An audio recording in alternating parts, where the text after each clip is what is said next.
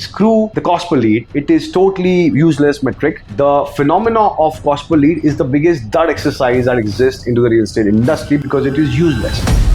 It is pure stupidity to post wishes of festivals. Because everybody has understood that इस brand का ये चीज चल रहा है, सब copy paste कर लोगे, सब लोग same दिख रहे हो. Where did most developers lose their customers in the entire marketing funnel? I believe the lesser product vis-a-vis a great experience, sometimes a great experience also will win. Developers, you should spend more on your existing customers. You should. Why not? Why you're always looking at, let's get the new one. What's one area which real estate developers consistently underinvest? वो performance के अंदर एक level से delta आप ज़्यादा उम्मीद नहीं कर सकते. आप ये नहीं उम्मीद कर सकते कि आज मैं ना 10 लाख फूक देता हूँ और मुझे वही रिजल्ट आ जाएगा जो मैं हफ्ते भर में फूक के निकालता हूँ. Because suppose this shoe that you're wearing, the mobile that you're wearing, how many number of things that can go wrong? In home, there are 1,000 things will go wrong. I know a lot of developers internally when they do the sprint ads, they are like, next morning you have to call a friend and say, "Dekha, full page liya hai. I'm sitting here and talking to you. Is it a real podcast or it is our AI version talking? Nobody get to know."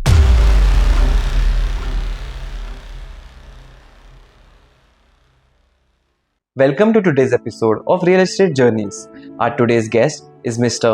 Govind Rai, co-founder of Insomniacs, a real estate marketing agency and network. With over 15 plus years of experience in real estate marketing and technology, Govind Rai has led 900 plus project launches and has driven sales worth over $6 billion, partnering with more than 100 plus leading brands across India. Join us as we go and learn from Mr. Govind Rai. Hi Govind sir, how are you? Absolutely great, yeah. It's so good to have another podcast host on my podcast. Who came before me? Abhishek Kiran Gupta and Abhishek Kiran Gupta. Yeah, Location Nexus. It's a joint IP. Just giving you a filler. And his podcast name is Sleepless Rangers, so yes. You can check that out as well. Yes, please do.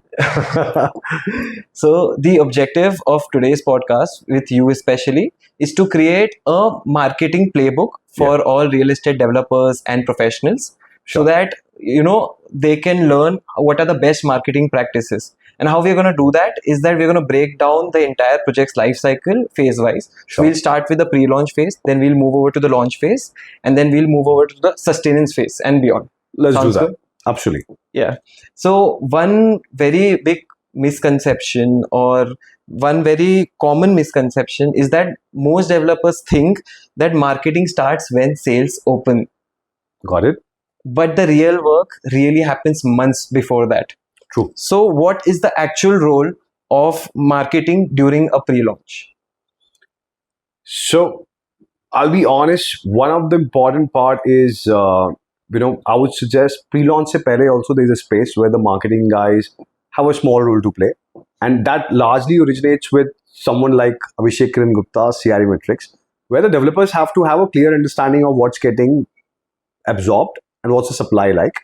There's a small role from our market research that we also give a filler on that, okay, this is a previous campaign that did amazingly well. And this is an insight that we got where there was a demand for this kind of an audience asking for this kind of a specification. And if in case we see those angles, it starts from there where we add the fillers also, right? If in case the configurations are getting planned, if that could be taken care of as well. I'm not saying that it's much, but 5 to 10%, such fillers do come. Rest all is data. So when it comes to pre-launch then, the important part is real estate is a pure cash flow business at the end of the day, right? Profitabilities are separate, but is a cash flow which runs any business, but real estate specifically. So the fundamental being, whatever project anybody is doing, the developers are pretty good at understanding at a certain delta, let's say 30-40 split. Right, the first 30% more or less is a fundamental formula that we've really seen that, okay, they're looking at putting it out and getting it done at the earliest, smallest window possible. In the last few years, specifically out of COVID, we also saw an advent of a lot of mended companies coming in. Now, mended companies really change this narrative into a different way, where if you have a smaller window, because you're putting too much of resources, that means you need to do a larger blast and go out within the first month when you're launching. So the pre-launch phase, when the radar, is just getting sorted, little bit of buzz around the channel partners, making them aware. that phase becomes a very important phenomena, so that anybody who's trying to buy, can they hold if there's a proposition which is working in their favor. The second, the value chain around what is the project really going to offer, and if in case this is also a phase where we get an insight that customers are responding to this particular value chain about the project more than anything else, that also has an impact back onto the marketing plan that we create. So the pre-launch phase largely is, we usually launch it with a basic code name, but this is a place where we also iterate a lot, where by the time we are launching the project, we need to be very sure what is that value proposition which is working. Let's say 100 people, out of them 30 people were responding to one phenomena, and the rest 70, there were around 7 of them or 10 of such triggers. But one phenomena, one trigger which worked with 30 of them could be a great insight for the marketing launch as well. So the pre-launch thus becomes a value chain where the developers are preparing the market, the customers who can hold. The third being the marketing teams gets a lot of learning of what trigger is really working. And more importantly, by the time you're launching, have you really warmed up the market so that you have a very great start? Because a great start is half the battle won. So that's the role the pre-launch marketing plays. So in your experience, what are some common mistakes which developers make during pre-launch? Yeah, so the strength that I just spoke about, the 4 pointers, I believe they are the mistakes as well, where the mistakes gets committed. So the phenomena where we are very solid, that what is the price point with which we are coming out, those fillers have to land right. A lot of time we have seen, the fillers do not land right. Customers are expecting a certain price point. If it is not landing in the similar phase, it just might not do well. At the same time, sometimes the fillers are taken in a certain manner where, the developers, sometimes they do get scared as well, and they launch below a certain threshold, which eventually costs them, at later stage. And then the most important, which is connected to us, the marketing triggers and the fillers that we really get. If you're not able to manage to decipher the right messaging, that would really land the product or the projection in the right manner. So these are the same strength turning into the devil as well. That's how we see it. So if you were to launch a single project, okay, so how would your marketing strategy change month by month? So for example, 1 year before, 6 months before, and 3 months before the launch. Okay, so I'll be honest with you. The way real estate industry operates currently, the 1 year before window is just there in the developer and a very close circle people mind. If you are very much connected to the developer, we know about the project, then of course, some fillers can go into the market. But the real journey really truly starts exactly 3 months to 4 months or max 6 months before the window, depending upon a brand approach as well. Or even the scale of the project? Absolutely, yes. So let's say a big brand which is operating out of North, it's entering in Bombay. Yeah. Now, ideally, their name is important. They can't have a normal tepid start or a simple start. They ideally would prepare almost a year in advance, warming up the broker market largely.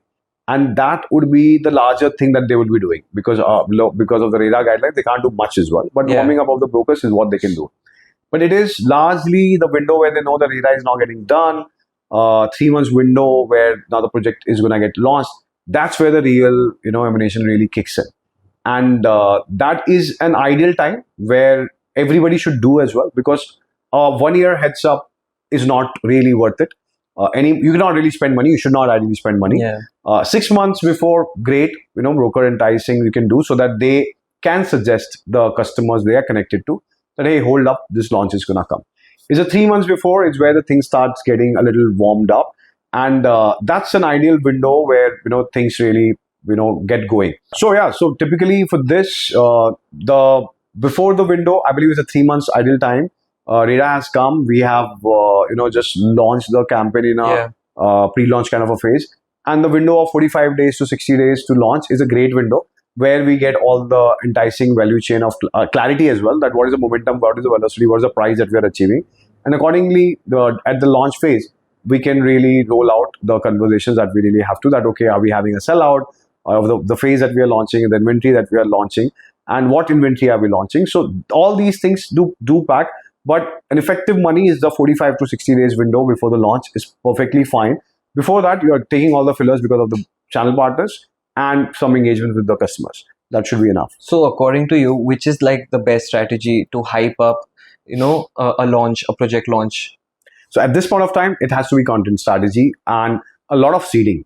So what real estate has not done very well so far is they are not really working on first content. Also, it's mundane. One of the important part that I'll touch later on the podcast as well is the advertising mindset is Yeah. dictating the digital content, distribution too. Not gonna work. And today, if I have to really tell, one of the best ways to really hype up a particular launch is via taking the USP. So your difference is your strategy, right? That's a simple thing. And put it out to the market. Okay, this is something that we are doing. The difference should be good enough for people to be curious, that what it is about. And in that context, what happens that, people start forming a perception. That's a great start. And with regards to then, it is followed by something called seeding. Seeding also is a phenomena that real estate doesn't do too much, which largely is about that, okay, you, as a customer, you have understood something. What do you feel? And that person is a nano influencer, go to the cameras and talks about, okay, I heard something about this particular project, but I've never heard about this story ever before. And then suddenly you realize that 5, 10, 50, 100 other people are talking the same. They're nano influencers. But then you're blasting them together. And that's the hype all about. Then it's because word of mouth, which the algorithm also starts picking up the moment it hits a critical mass, because the brand is continuously being mentioned. You're always putting a curiosity around a particular brand project at a particular location. And that's the kind of a marketing is the best form of marketing. You don't need to do anything else to hype up the project, apart from, of course, the enticing the channel partners.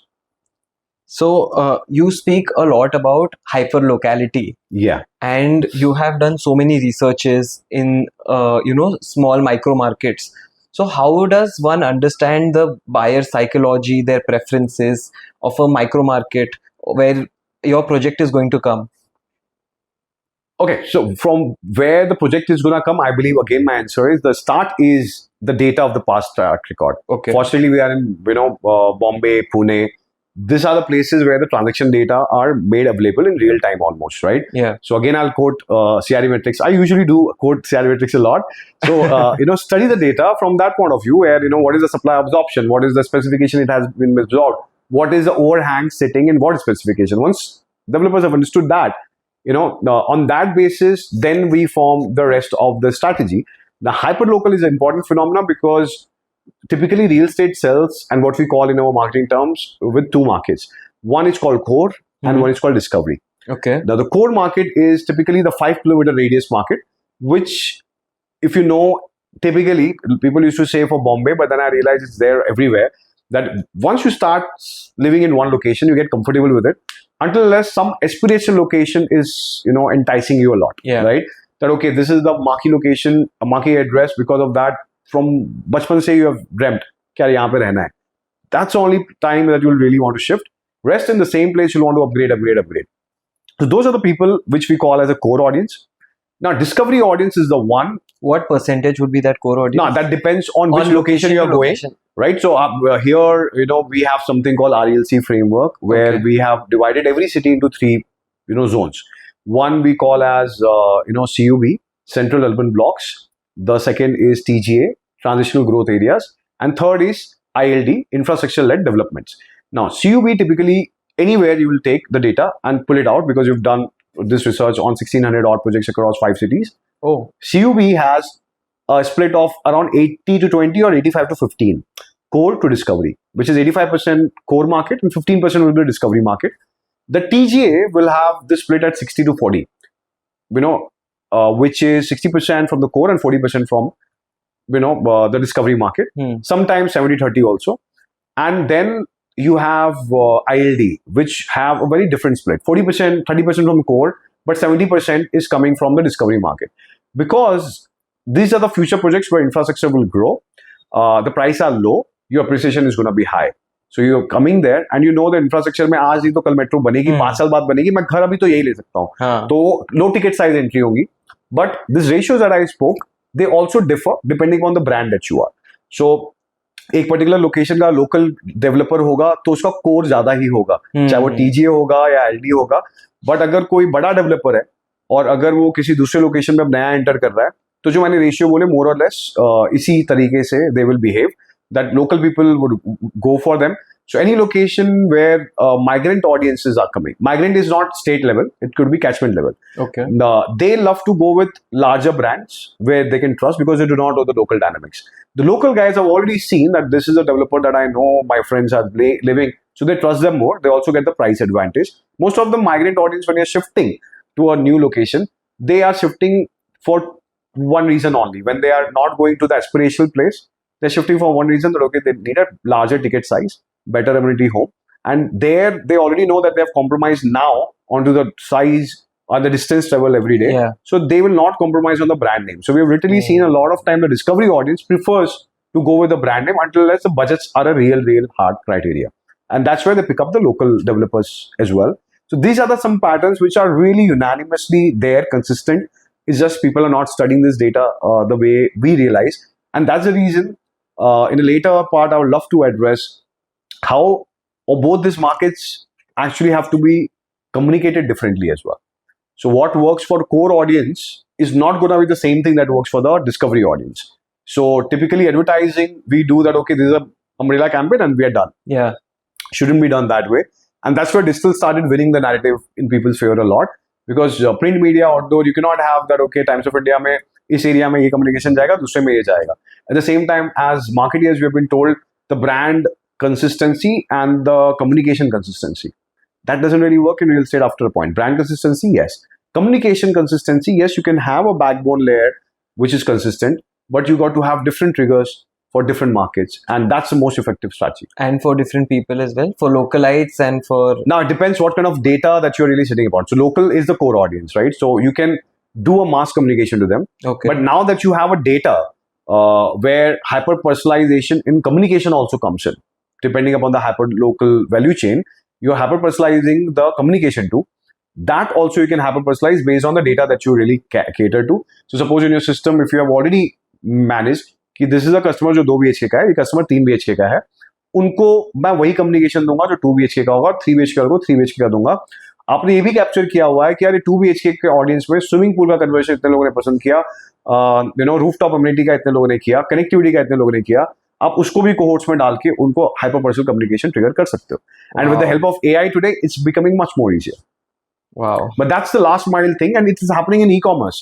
E-commerce gives you the same way. I've always quoted the shirt that you're wearing, it chases you till the time you don't buy it. They will change the price. This is the only trigger that they have, because they can't change the color, they can't change the brand, because that's the reason that you are searching. So all they have is a maneuverability of the price, but they change the price. We will see this at 3,000 today, and tomorrow it will be 2,000, then it will be 1,500, and you just might buy. After 30 days, the ad will not show you.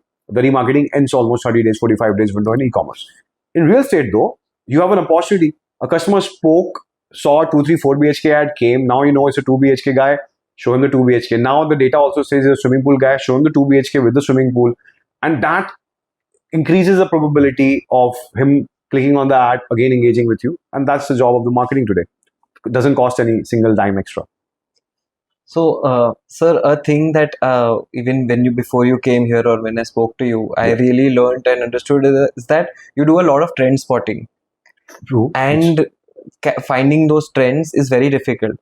So our buyers, all the home buyers who are looking for a house, even before visiting the site, they spend weeks and even sometimes even months researching about the developer online, searching. So how can a developer enter that buyer's, say, marketing funnel even before they have visited the site? How can he understand what his customer is searching for? What kind of data is his potential customer even consuming? Yeah, so now these are the transformational times that we are sitting upon. You got to understand, which is the search of the past is almost dead now, right? Yeah. With the latest Google presentation, it is now as good as dead.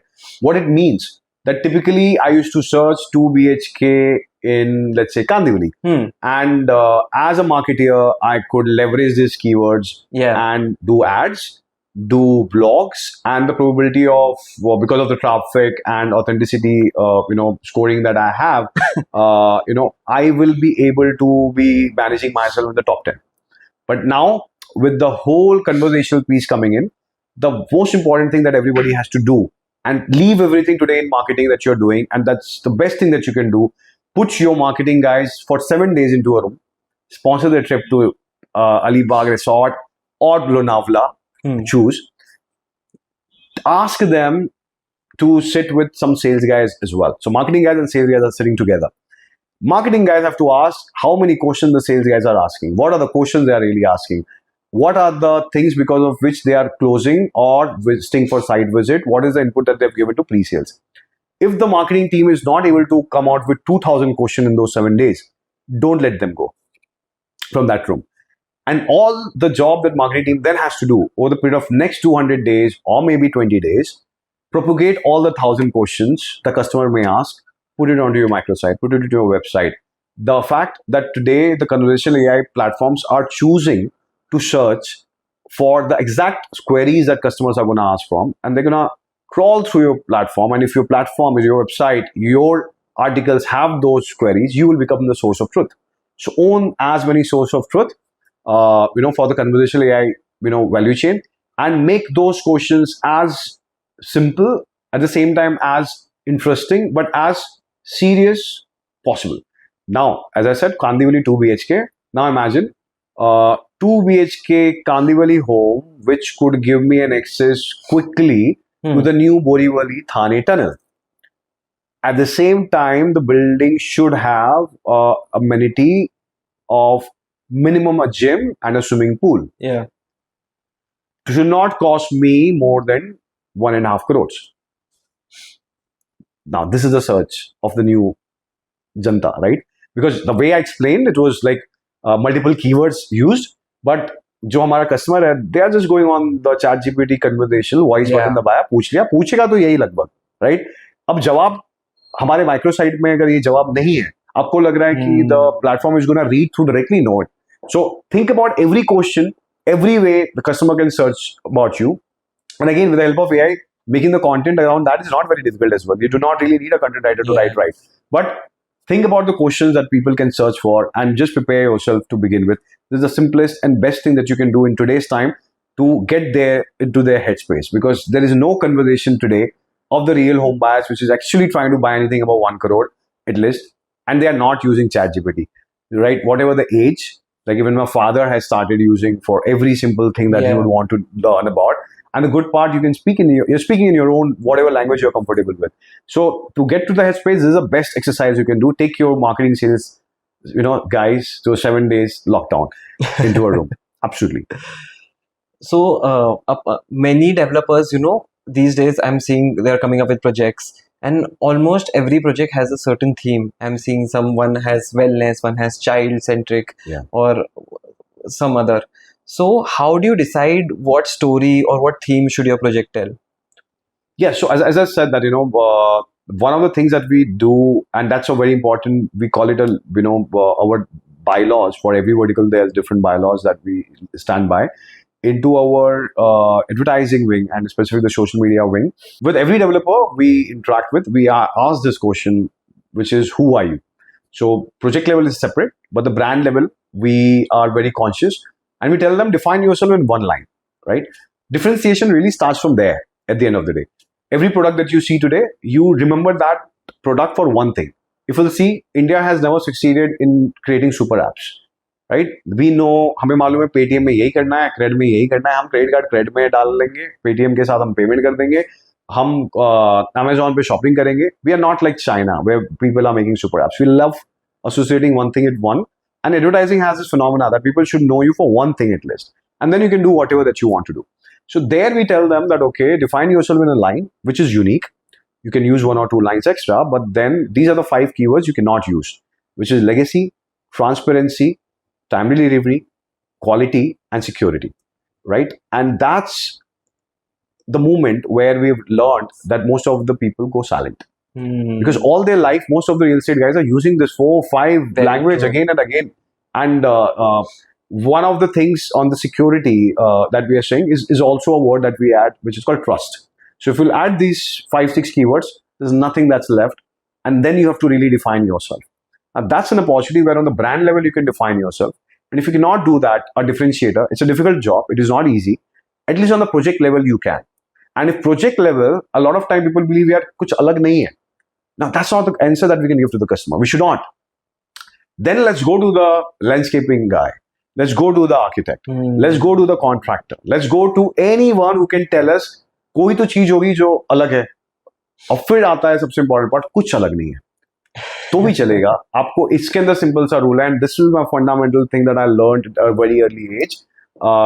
Tata, Dish, Airtel, all these guys were in DTH space. Tata did a narrative which they said that we have a technology called MPEG-4, which compresses, which is a compression technology for your, number of channels. Because of that, you can stream more, right? Instead of 250, you can do 500.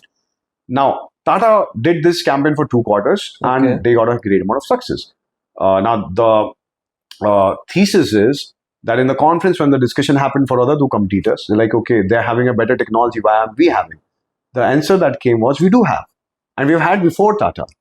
But the point is, if you start speaking about it when nobody else has done, something which is normal, but now that normal I'm able to amplify and make it look beautiful, that becomes something new for people to absorb. And if you cannot find something new, then make something simple stand out and amplify it, which becomes a new story for people to connect with it. And tomorrow, that particular part will become a story that people will connect with just you. Now, the other guys will also say, we have it, but you are the one who spoke first. And that's why you own it. So this exercise is something that, we really, really believe. And that's where the unique proposition, what you spoke about, thoughtfulness, wellness, is a great angle. We should always have it, because who am I as a Govind Rai, right? There has to be perception. For some person, I can be a guy who's very good at technology. Those people do not know I'm good at content. The content guys do not know that I'm good at technology. But some perception is important that they're shaping. So if technology guy is there, they let them feel that I'm a good technology guy. But then what projection that I'm doing where? Can I do one universal one? As I told, we are not very good as Indians to perceive the super app phenomena. Yeah. So we can be just one person at one particular point of time. So that's the projection all about. So it's important to have. So like you mentioned, like even talking to the landscape designer or other architects. So do you think that branding can influence, product decisions? This is a question where typically it's a cycle. Something we are doing today, and we get an insight from customer engagements, booking, forum. In the next project, definitely it is a great insight, but it is on a developer level. Can I quote that, we came up with an insight which we bounced and a developer leveraged? Not really. Maybe, when the market and the timing was such where technology was picking up, we would have given a few developer a new pillar in form of technology and leveraging into the communication in the right manner, and we would have told them how to do it.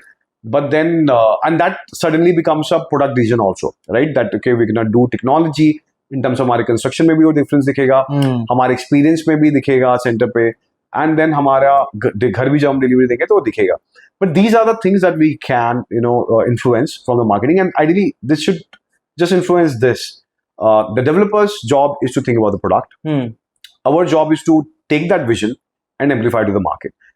We would not want to really tell them something based on insight. I don't think we are capable from that point of view. Developers know their job very well. It's their money. It's their skin in the game. And they take the decision. Can we give them some insight? And I told the boundaries. This is where we will, stop. So launch is where all the developers go big. They are willing to spend 40 to 50% of their marketing budgets. Sure. Do you think that's crazy, or does that make more sense to you to do that? No. So see, one thing I'll be very honest, there are few people and few brands who will say that, we do not need marketing. And if they have built their own content layer, strategy, customer base, kudos to them. That should be the ideal case, if you can build one. For everybody else, marketing is an important paramount value chain. You cannot sit in oblivion that automatically people will come to me. And even if they will be able to dictate the price. So if marketing is going to happen, then you got to spend. And if you're spending, then it's very simple. If you spend 2 rupees, and if you're not making 100 out of that, right? At the end of the day, a project has a top line, and you have divided your cash flows. You got to make the start a real banger. Else, if your start is not good, it is high probability that the product might not take off at the later stage. So everyone is bothered about having a great launch, because that sets the momentum. If the launch is not good, the product to take off, that becomes a very big challenge over a period of time. And we have seen that repeat times. We have to really, really work very, very hard on the projects which are not really faring well on the launch phase, because there's something broken. The word of mouth is out. The channel partners are losing trust, and that's not something that anybody can afford. As marketer, we cannot afford the momentum being broken. Neither the channel partner would want it. Neither the developer would want it. So yes, go heroic with the launches. I don't think there's anything wrong with it. So you should go. You should go all out, because if you're confident about the product, what are you scared of? You got to show that confidence. Of course, you have to back it with a great product as well, but then you got to show the product. See, I'll tell. We are not in the world. There's a हम आपके हैं कौन आई थी, वो 30 screen पे शुरू हुई, and फिर वो बढ़ती बहुत स्क्रीन पे भी गई, और वो सालों तक, 1 साल तक चली. Let's say वो एक टाइम अलग था जहाँ पे you can start small and they can grow big, right? Today, aren't the movies trying to bank on the weekends? Why are they trying to do that? Because the perception is shaping very fast in today's time. The word of mouth is traveling a lot faster. You do not have word of mouth anymore. You do not have strategies where, let these few people experience this, sit on the dinner table, and then the word of mouth, new person will learn and they will visit. No, today people are there to write things off. So, you can't give that window to anybody. So let's go full banger at the launch itself. That's a simple phenomenon. There's nothing wrong with it. Just another quick insight which he mentioned, that how earlier word of mouth even within households used to be more, as compared to now, when that the communication within it also has reduced a bit. No, I'm telling you, today is a very fascinating time. Like, my parents stay in Ahmedabad, and right now they've visited to my home. I've been there with them for the last 20 days. And almost every night when I sit with my mom, she talks about an anecdote, about a reel that she would have seen. Yeah. And I've realized that for her, the new news information phenomena is purely the reel. And she's not bothered about whether it's the truth or it is not. There's no check on it. So sometimes it gets scary as well. But that's where the audiences are behaving. Now, that's the opportunity where, if you put out the word of mouth in this form, that, hey, this project got launched, it's got some fascinating this thing, people will believe. Make people believe there's nothing wrong with it. So that's what people are going to do. That's what marketing is about. Now, people can question it's ethical marketing, right, wrong. That's a different question altogether. But then the point that remains here is your communication will matter at the start. You do not have to think twice about, the perception. Because as I said, the dinner table conversation and people sharing information is no more that I'm sitting with you and I'm going to convince you. It's more about you're already convinced because you've already seen a certain reel. Yeah. So even if I'm saying that, this project is not working, you already are convinced, no, I've seen a reel, this guy has spoken. Yeah. Which is better, right? You better be prepared. So the seeding of the content of your stories, your PR, your success stories is nothing wrong, because people trust their own judgment than the conversation. So I'm maybe your best friend, but then you have your own judgment. And on those judgment, I cannot teach you anything. The places where you're weak, you've understood I'm better, those are the only places you will accept me. But then this was the past where me and you are friend.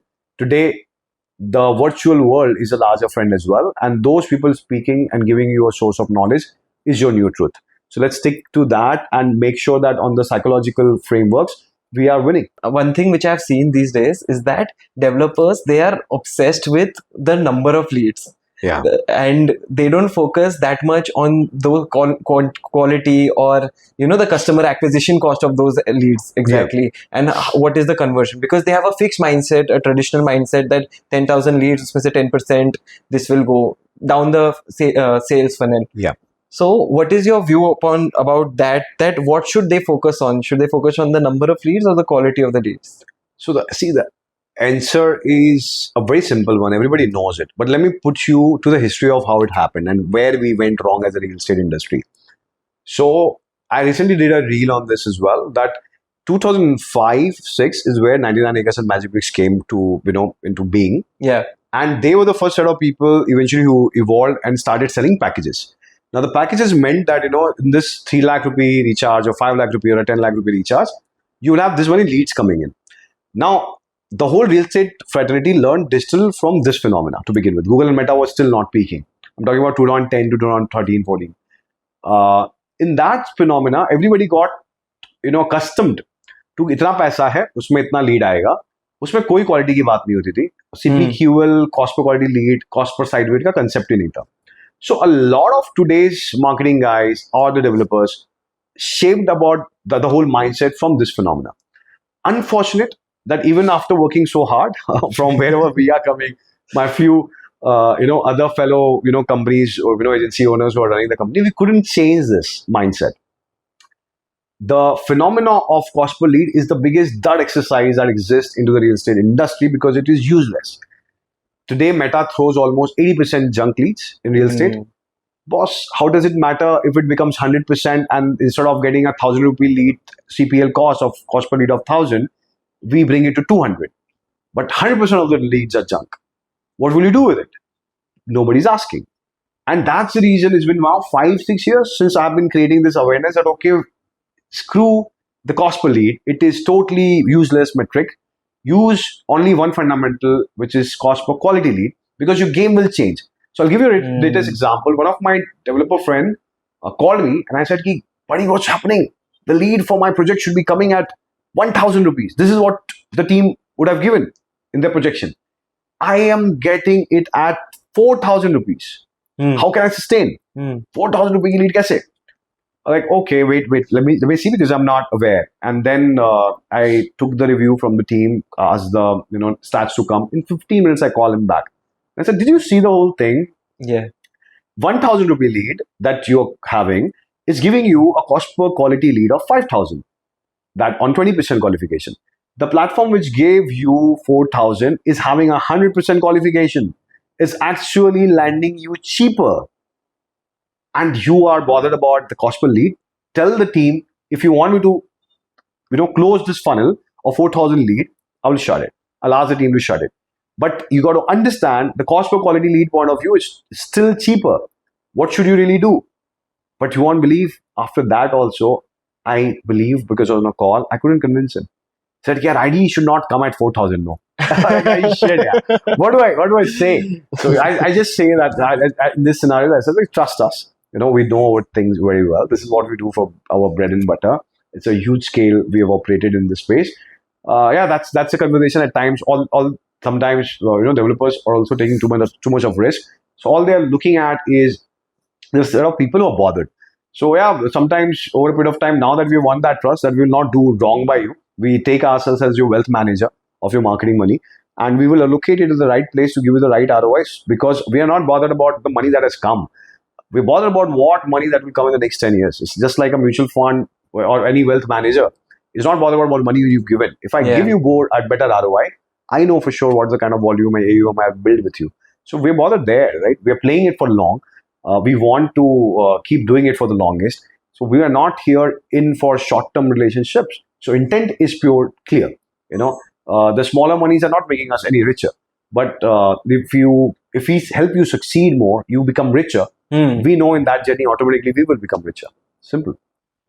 So sir, WhatsApp has now become a very important channel. Everyone जिसको भी बात करना है, or anywhere you want to communicate with anyone, you use WhatsApp. Sure. In fact, it is even more open than any email. It is more open than any newspaper, or more viewed than any hoarding, because it's so personal to you. Sure. So how can real estate developers leverage WhatsApp in today's age?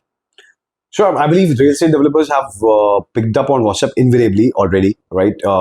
Meta as a platform has been very aggressive pushing this phenomena.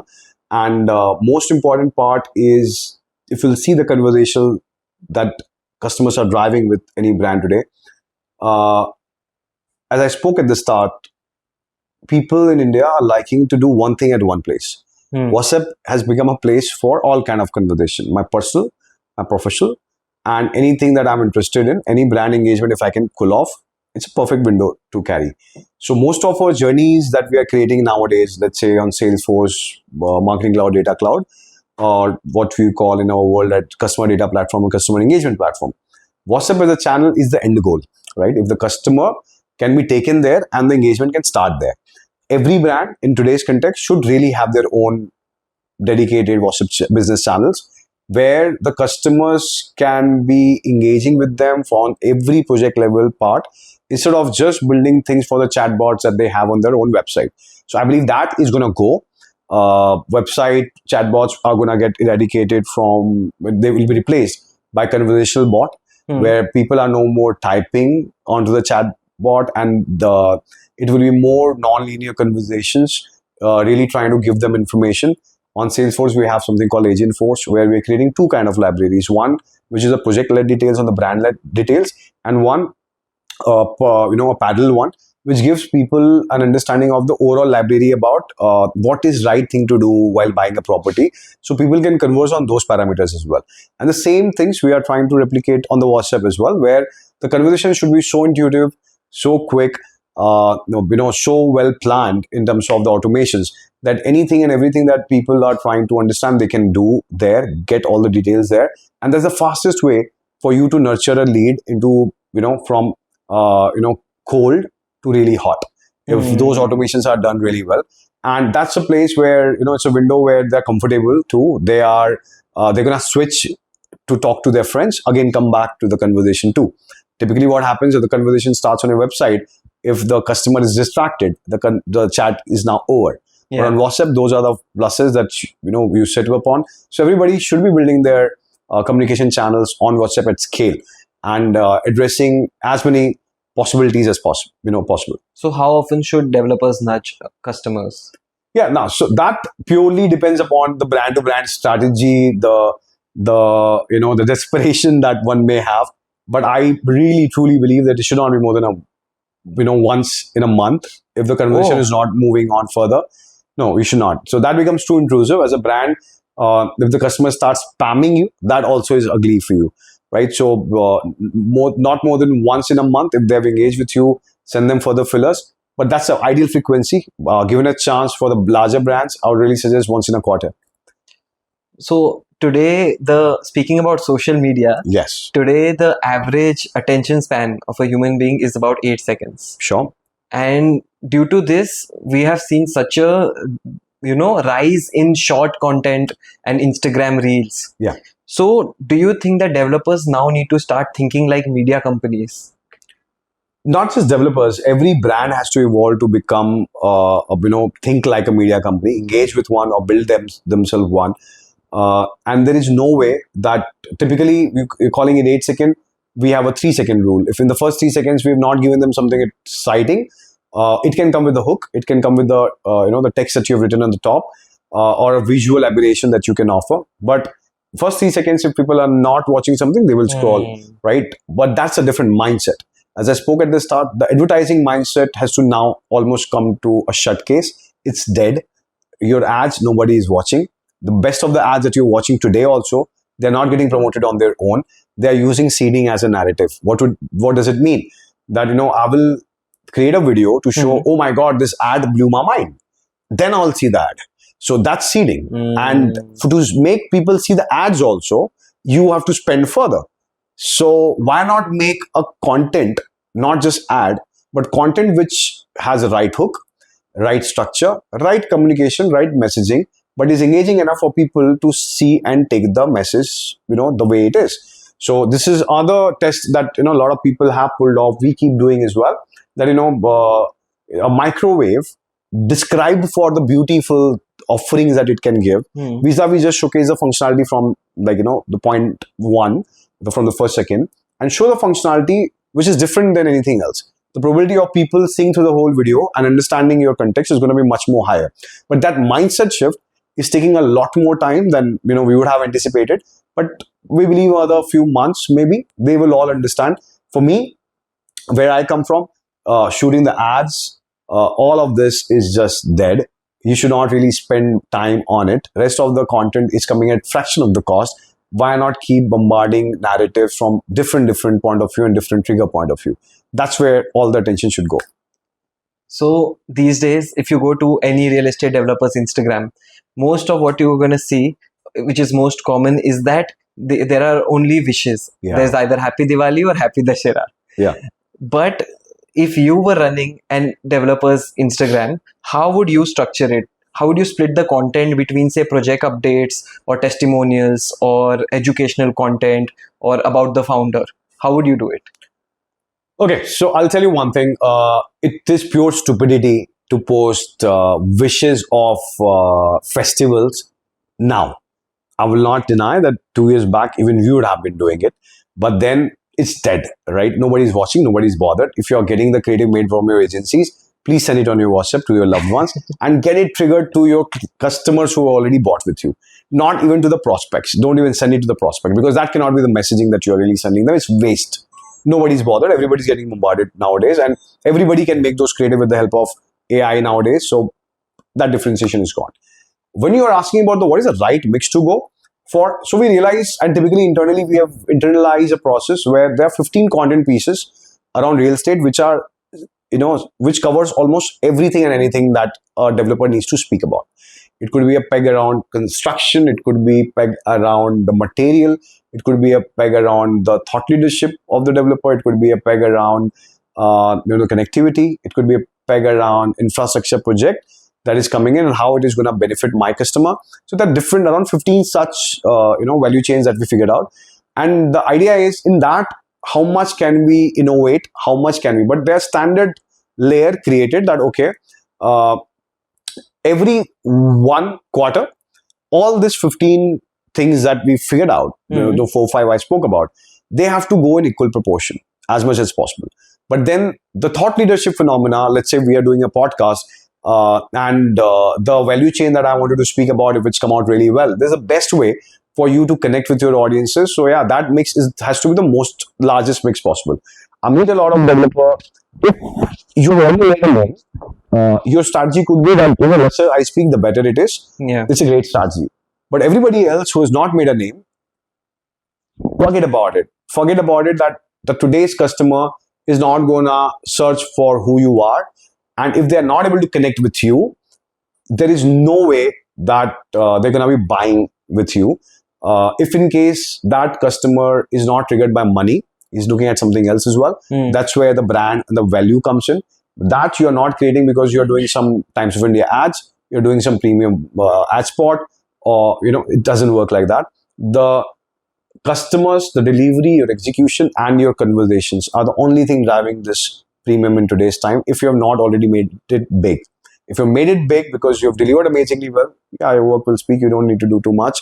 People will follow. Good products, good projects will always have their own traction. It's the idea about how much premium can you extract. That is about a dynamics of a market, dynamics of the location, multiple things. But in today's time, the founders coming out more often talking about the project with passion, interaction with their team members, with their architect. I believe there's a lot to convey there. Anybody and everyone who's interested to learn more and more about their projects, I believe that's a best strategy to really have. So all developers should focus more on founder-led content? Without a doubt. Without a doubt. A lot of people say a lot of things in this space, but the reality remains that this is what people are interested in. If I'm running a company called Insomniacs, people would want to know who I am, whom I'm dealing with. If they believe in me, they'll believe in my team and they'll believe in the work. The same thing is the way perceptions are moving today, and why challenge it just for the heck of it?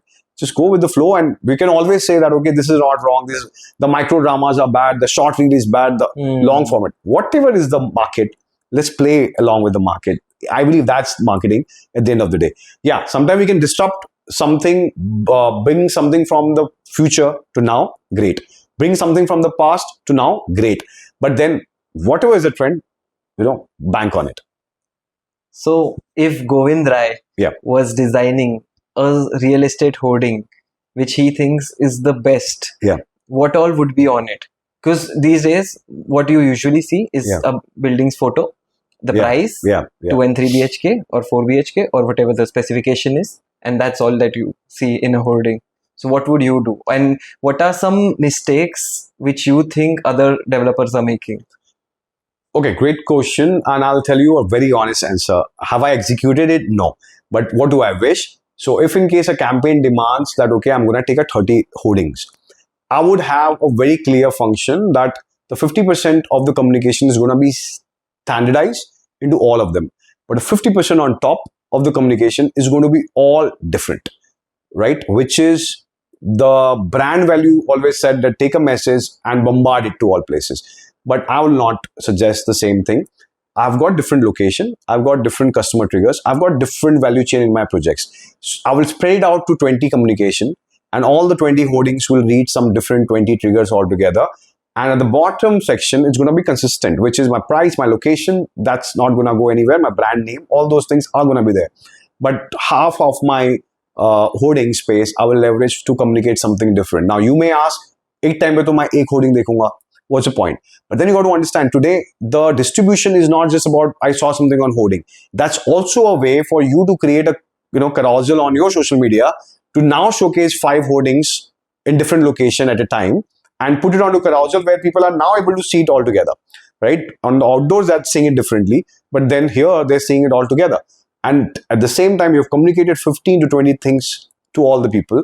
Sometimes it's going to be about my 1 BHK talking to only the 1 BHK customer. People will say that, hey, I have a 2 BHK as well. I have a hoarding which is talking about the 2 BHK customer as well. At the same time, my project is, again, I'll quote, let's say in Kandivali, but my hoarding is in Borivali. Yeah. So I will also communicate about something which the Borivali audiences can think about, which will connect with to them for Kandivali. So I know this hoarding is in Borivali. Then why should I talk okay, my project is in Kandivali alone? Can I not talk some different language? Why Borivali guys should have a trigger to come to Kandivali? Okay, can I have a Mira Road guy coming to Kandivali? Why would I just have the same ad which I'm showcasing in Kandivali on outdoor reflecting into the Mira Road as well? There has to be a different trigger for them. For that, your data and your data analytics should be that strong, right? That I know over here is going to be from where I'm going to get my 2 BHK buyer, or here is where I'm going again, to get this is a third plugin for CRE metrics. So CRE metrics will open the this dashboard. This is not a paid promotion. And I don't have any stakes with Mr. Kiran Gupta. But the thing is simple, right? There are data which is available that which audience is coming from which location. Simple, right? So you can also fetch कि यार 3 BHK के customer ना इस location से ज्यादा आ रहे हैं. खेल लो ना. एंड पॉइंट क्या है? एक मैसेज ही जा रहा है, उसमें तो कोई साइंस है नहीं ना. इसमें फिर भी एक आइट्रेशन है. You have something more to study because there are more variable at play. There's a possibility that you will have more insight coming in via this vis-a-vis when compared to a stagnant message all across. Why should we really do that? It's a little bit of hard work, but how much? 10 minutes extra, 15 minutes extra, right? And every outdoor getting designed differently. But then you have a shot at it. And I believe that should be the standard. Now people will say that पहली बार जब आपने carousel में डाला तो लोगों को कुछ different दिखा. But अगली बार किसी repeat किया तो it will be now a common thing. But my thing is, the outdoor communicating to that particular location has to have its own vibe as well. It could be as simple as कि कांदीवली, बोरीवली वालों, Kandivali just इतने ही kilometre दूर है, and this is something that Borivali में नहीं है. Very simple. But the thing is simple. I'm in Borivali and I'm driving. This is a hyperlocal communication I would love to connect with compared to a life like none other. Like where? Like in Mars, in Moon, right? Yeah. So that's where I would say that's what I will do in outdoor. Looking at so many hoardings, is there a particular thing which makes you, triggers your OCD कि ये क्या कर लिया है, ये developer ने ये क्या add कर दिया है? ऐसे कोई चीज़ है which developers often do? Yeah, the mundane lives, the mundane lines. Mundane lines are, as I quoted one, life like none other. Extra large homes. That's a very common one that you will see. Then the word luxury, the way it has been exploited, right? Here you do not just live a luxury life, but an uber luxury one, right? Luxury gets a new meaning. These are some mundane lines which I do not know why people are not even checking that it happened 10 years back. You're just doing it again, and somewhere somebody is celebrating in their sitting office that, okay, what a great hoarding we have made. Very embarrassing. So now we move over to the sustenance phase. Okay. And to try to understand more about what all developers should do within that phase. Sure. So why do some projects keep generating revenue even after the launch, while others, after that hype is built, they slow down drastically? So I'll really tell that projects which are purely built on channel partner euphoria are the one where you will see this happen a lot. And that's where we've always been telling there has to be a healthy mix of channel partner contribution to the direct contribution. Now, since I'm on this forum, I'll leverage this, side. So what has happened in Pune right now, or I'll go to Bombay. most of the developers are taking pride in saying that, we do our 80%, 90% sales via channel partners. I know that, not just like, too far from now, 2019, 18, we have had scenarios where the real estate brands we were contributing to, we would claim that, 50% is direct. And sometimes we have had case studies where 55% is digital. And the rest is the broker, and the channel partners. Nothing wrong. The problem though is, when you're sitting with a channel partner before, they are banking on your bucket. But waiting for your ads to come and print, that's where their ads monies are also going, so that the search goes to their site. And then the moment your buck stops, they are now focusing somewhere else. You have to think about ecosystem where you're sustaining your own sales, and thus the sustenance phase becomes an important one on your own merits of the product, of your own channels, of your own communication. And this whole phenomena of 80% invariably is a lie, right? Because one of the largest things that real estate community has really done injustice to is there's a concept of attribution in marketing. Nobody talks about it. So I'll give you a simple example. You are a customer. You have seen a digital ad. You will click, the lead is going. You talk and you say, I will come to the site visit. But now you have not come to the site visit. Then you again see outdoor 1 month down the line and you say, okay, now I'm going to come to the site visit. This time you do land up at the site visit. Great. Now you do a repeat site visit on, some newspaper ad that you saw, some trigger happened, some SMS came. And then now you want to close and you want a best price or whatever reason, you want a channel partner. You have a pass back, you have whatever reason. Booking happened to the channel partners. Clear? Now, the channel partner will get the money. The first part happened with the marketing. Channel partner invariably is getting the money. Great. But then the point is, as a marketing guy at the dashboard, imagine this happens 100 times. So what does your system reads? Marketing 0, channel partner 100. Right? The truth is, and that's the reason, the attribution has multiple logic. उसमें there's a decay logic, there's a equal distribution logic. So logic को simple बता देता हूँ कि आपको जो पहला conversation है उसको आपने 0.5 दिया, सेकंड वाले को 0.3 दिया और लास्ट वाले को 0.2 दिया. चैनल पार्टनर बुकिंग की है, पेमेंट कर दो. पर आपका मार्केटिंग डैशबोर्ड में अभी मार्क्स क्या दिखे? 100 में से 50 मिले आपको मार्केटिंग के लिए, 30 मिले किसी और चैनल को और 20 मिले ब्रोकर्स को. भले ही वहां पे बुकिंग उनके नाम पे है तो उनको brokerage they the. Great. But marketing guys now have a more insight कि यार ये शुरुआत में जो कस्टमर आ रहे हैं ना, वो इस साइट से आए, इस होर्डिंग से आए, इस मेटा से आए, गूगल से आए. Right now when you make it 0 0 and 1, nobody gets it.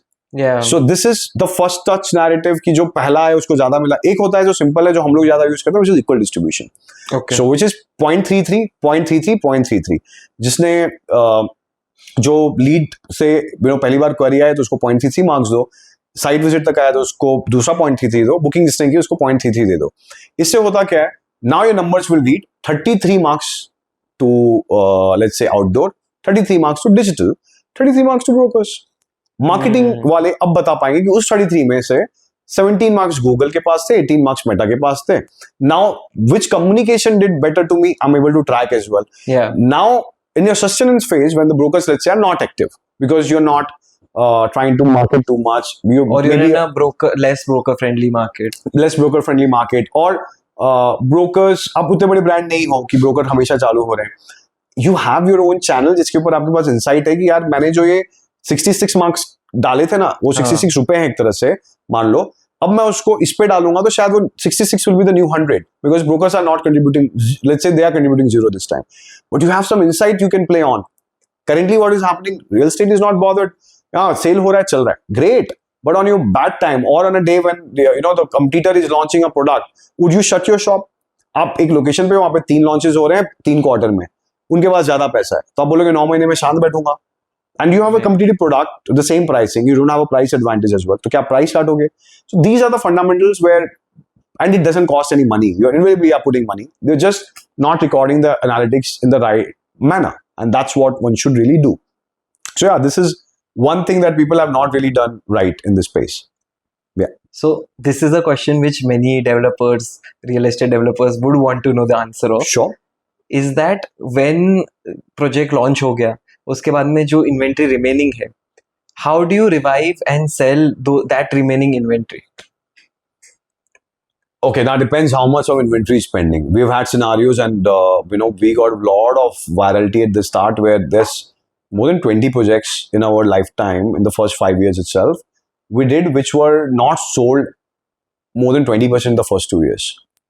That's one part of revival. And there's another revival plan where you don't have to do much because 80% is sold, only 20% is left. Yeah. Right? So they're both different cases altogether.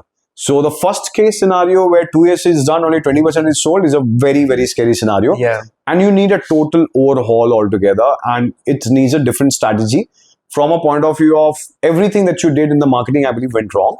Everything the way you projected went wrong. Now you have to study your competitor data, you have to understand your catchment, and you have to understand what's your strength, and then have a different communication altogether.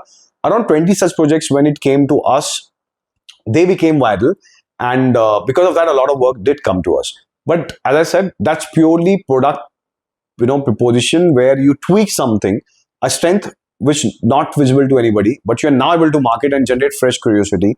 And of course, product has to be right. There has to be something, but you are already covering most of the grounds. So I'll give you a very simple example of one project. I'll not quote the brand name as of now. It's out of Virar. Okay. The problem was Rera had come, and this developer had 430 square feet, 1 BHK, and the other competitor had a 434. Other competitor had 430. This developer had 434. 4 square feet is the only difference. Okay, but pricing difference was 7 lakhs. Oh, the guy with 430 was 7 lakh cheaper, and it was a bigger brand. But the guy with 434 was coming out expensive. It was a smaller brand. At one point of time, it was bigger, but then now not in comparison to the other brand. What happened here is we realized that they had a balcony and areas which are not covered in RERA. We cannot really RERA carpet. They don't come under. They don't come under it. Now the customer understood the maths only. 430 and 434. 4 feet square feet के difference के लिए मैं 7 लाख रुपए क्यों डालूंगा? These are the questions that are coming in.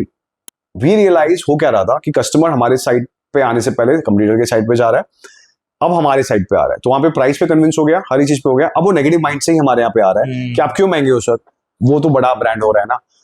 And that's where we realize, can we change the story where somehow people are able to understand? A lot of time regular customer in that ticket size doesn't understand कि RERA carpet, ये सारी चीजें उनको दिख रहा है कि balcony है या ये कुछ ऐसा स्पेसेस हैं सुपर बिल्डअप के अंदर के, या वो सामने भी होगा. They are not able to compare. तो we created a proposition where we created inquisitiveness कि कस्टमर खुद कॉल करके पूछेगा कि हमने कैंपेन किया कॉल मुआ, विच इज लाइक उस ऑडियंस के लिए परफेक्ट था, मैक्सिमम यूजेबल एरिया होम्स. तो यूजेबल एरिया ज्यादा था, right. Maximum usable area homes का मतलब था कि लोग पूछ रहे क्या मतलब है. तो हम बता रहे हैं कि सर हमारे यहाँ हो गया ना तो 110 स्क्वायर फीट का एक्स्ट्रा स्पेस है जो रेरा में नहीं आ रहा, पर हम इसलिए महंगे हैं. अब वो जब आ रहा है तुम्हारे साइट पे आ रहा है, तो what happens, we change the psychology.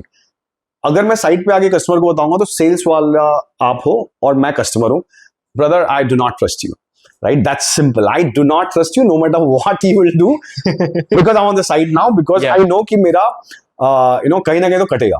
कहाँ से चोरी या क्या कर रहे हैं? Yes. But then now the psychology where the pre-sales पे ही समझ गए वो concept. अब वो जब आ रहा है ना तो बीवी के साथ आ रहा है, डैड के साथ आ रहा है, तो before the sales guy will speak, he will say sir dad अरे अपनी वाइफ को कि ये देख रहे हो ये ना यहाँ पे ज्यादा है. Now everybody has seen it. Now they're going to the competitor site. And now they're asking them, sir, आपके पास ये extra area नहीं है? Suddenly the market switches, right? And that's where we made one of the largest case studies where 6 units a month का जो average था, we flipped it to 36 units a month. Wow. For consistently 6 months, right? That's the average of 36 units that came. And that becomes a case study. So this is a scenario where inventory was not selling, but you needed a proper overhaul. But when it is an 80-20 scenario where आपका 20% inventory बाकी है, trust me, the developers are very smart. They then use only organic channels to propagate it. Very limited amount of leads and all come into the play. There's not much, because if that's the ratio, it will flow. And a lot of developers are okay कि यार building बन जाएगी. People on the word of mouth and all will go. So the real challenge is the reverse case scenario in the sustenance when the launch has gone rogue and 1.5, 2 years have gone and you have a large inventory to sell. You need to do a proper overhaul. So marketing does the job of generating all the leads, but Okay. sales is what actually converts them. Yeah. What should an ideal, or according to you, what should a strong marketing funnel look like? In terms of? In terms of, you can say, from first impression to booking. Yeah. So many people just think it should be you receive the lead, you call the lead, and then you just need to get it at the site. According to you, what all touch points should we look at in the whole cycle? No, so for the customer buying journey, there's a lot here. That's the reason real estate is a very complex world, and that's the reason a lot of typical advertising firms or performance marketing firms or anybody else didn't succeed in this. You need special people from a point of view understand the flows. Now, the flow here, when we realized there are 500 to 600 iterations on a very simple level. So when you have to really go that deep of all the funnel planning, there are more than 600 iterations that goes into it. Could you name a few out of Yeah, the let's do that. Simple pre-sales को call आ गया, customer ने lead दी. पहला scenario है कि customer बोलता है कि मेरा बजट नहीं है. एक सिनारियो मेरा बजट है. यहाँ से दो सिनारियो निकले. जिनका बजट नहीं है, क्या मेरे डेवलपर के पास और एक अपॉर्चुनिटी है कि उसके कम बजट वाले के लिए उसके पास कोई दूसरी अपॉर्चुनिटी पिच करने के लिए? तो वहां से एक और सिनारियो निकला. एक सिनारियो निकला कि उसके पास कुछ है ही नहीं, तो फोन खत्म, तो ये दिस एंड्स. बट अगर कोई दूसरा प्रोजेक्ट है तो उस दूसरे प्रोजेक्ट को उसको पिच करना है एंड वो कन्वर्सेशन वहां से आगे ले जानी है. अगर वो बोल देता है कि बजट है, तो फिर बोलता है कि सर कब साइट विजिट करनी है, कौन से दिन आना है. फिर जब साइट विजिट का कोई डेट लॉक हो रखा है तो उसको रिमाइंडर जाना है, और जब वो नहीं आता है तो उसको दोबारा एक मैसेजिंग करनी है कि वो नहीं आया सर, अब इस दिन के लिए आप आ जाओ. जब वो एक महीने के तक नहीं आ रहा, तो क्या कोलैटरल में ऐसा दूं कि सर आप तो साइट विजिट पे आ नहीं पाए, let us get the site visit to you, which could mean कि मैं वर्चुअल साइट विजिट करा दूं या तो मैं कोई वीडियो भेजूं जिससे you can feel it. Then उस पर कुछ ट्रिगर आता है, then there will be other flow that will be going forward, which would mean कि okay this is a new date of you to come, and now when he is coming there's a confirmation that has to happen, a message has to go, then he comes to the site. Now he sees everything. Is there any feedback message that has to go or not go?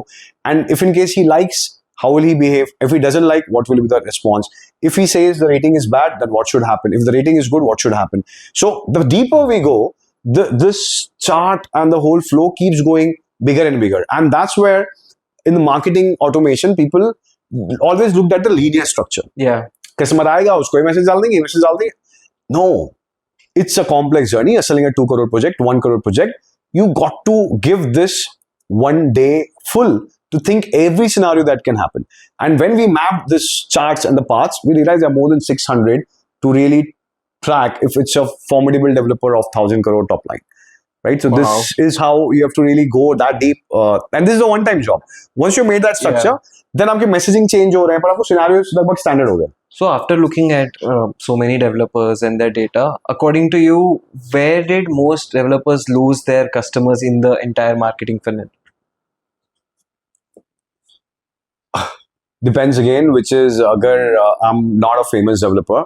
If it's a well-renowned developer, so even most of the developers who are not using a right CRM data protection, you're losing it all your customer to your competition.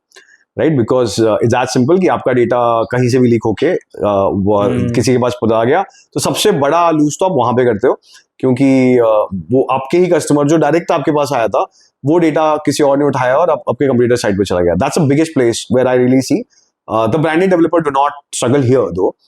The smaller developer, mid-level developers have this huge problem. That's the first level. So that's data loss for most small developers. And for big developers? So on big developers, when it comes to the phenomena where their automation systems are not in place, right? Most of the places when a customer comes, he's always intimidated by the big developers most of the times, right? If they are playing under 3 crore budget or 2.5 crore budget. Above 3 crore budget, I have a different passion as a customer. So, bhai tum kuch bhi hoge, main to main hu, right? Yeah. Below 2.5, 3 crore, people are a little more sensitive. They are always intimidated from the fact that will I get the right kind of response? Do I have the right budget? And most of the selling is also shifted from a point of view where just the way LV Gucci showroom experiences are for branded developer, this is how it's gonna be. So okay, you have to come, you have to wait for 15-20 minutes. Oh, we will not show you the homes. Sample flat yahi hai. Aapka ghar to पैसे के बाद में. So there is an intimidation part, which is also a lapse for a lot of customers, where the empathy, the customer experience, in terms of your automations at different stages, communicating to them in different languages, where it looks that I've cared for you. One of the things that on technology that I've always said that, site visit pe customer aaya and I ordered an espresso. is anybody working today where next time the customer comes, the guy who's attending, has the note कि pre-sales पे क्या बात हुआ, sales पे last time क्या बात हुआ, अच्छा espresso पिया था. This is a basic input. I am sitting with you. I'm saying, sir, would you love to have the espresso that you had last time? Now that's the pinnacle of your experience creation. How many people are really doing that? Is it that difficult? It's not difficult. Do I really need to have my sales guy fill this data? No. But is there a form they can click? Yes. Can they have this in conversational part where simple कि यार side widget खत्म हुआ, voice note छोड़ दो और उसमें 5 question के जवाब आपको दे देने हैं. Voice note के ऊपर से अपने आप डेटा फिल हो जाता है उस कस्टमर का. That's the technology that you can give. So every time somebody else takes over that lead or that customer, they have a great insight about them in keywords form. So my conversation with you is something different. And now you feel that I know you and I'm invested in you. The world changes. I believe the lesser product vis-a-vis a great experience, sometimes a great experience also will win, right? Because customers are investing their lifetime of their money. They need to see that this person cares, right? And that's where hospitality is the way for it. It's one of the ways, for sure. Personalization and hospitality. Absolutely. I'm not going to say that 100 out of 100 will convert because of that. But there's a chance that if out of 100, 10 were flipping, maybe 2 will come to you, 3 will come to you out of the 10 who are flipping. Right now, that's not a bad number. For a big developer, it's a 5-6 crore rupee, 2 crore as an average. 3 लोग भी अगर flip हो जाते हैं आपके favor में. आपका product 5%, 2% lesser था. But because आपने experience ऐसा दिया, the customers are liking you and they believe in you that you're approachable. And that's the reason when I told the core and discovery market narrative, a lot of time you will see the local people choose the local developers a lot. Because they believe in them.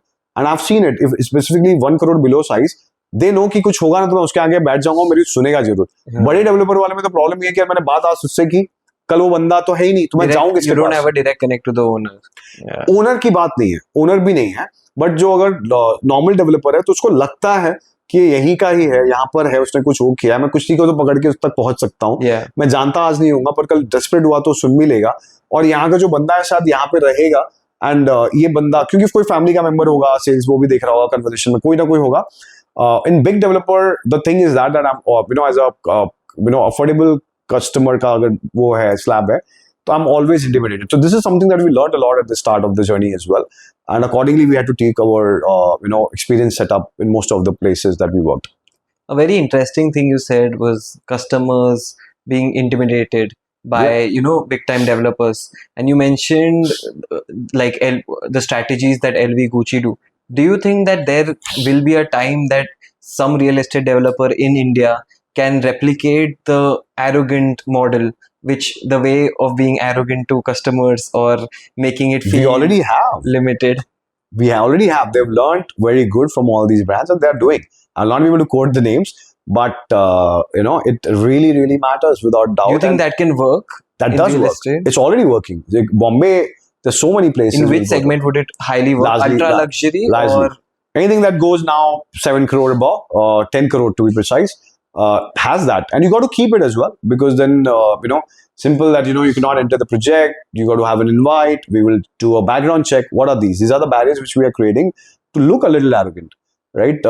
And that's the first level of intimidation that you really want to create for a lot many people, and that's a fair strategy also at times. But then वो वाला जो audience आ रहा है ना, वो audience भी जानता है कि यार मैं कौन हूँ. At the same time, अगर ये process हो रहा है तो ठीक है, मैं करने दो, let them discover who the hell I am. But the same thing when it comes, like वहाँ का सेल्स का बंदा है, उसने वो चीज देखी पर उसने दिमाग ज्यादा नहीं लगाया और वो आ गया 3 करोड़ वाले प्रोडक्ट में. अब वो लॉजिक्स यूज नहीं कर सकता, पर वो अपना फ्रेमवर्क ऐसे यूज कर रहा है कि oh sir, I don't think this is a budget that you will be able to have, or sir maybe this is more for you but you should go for the smaller carpet.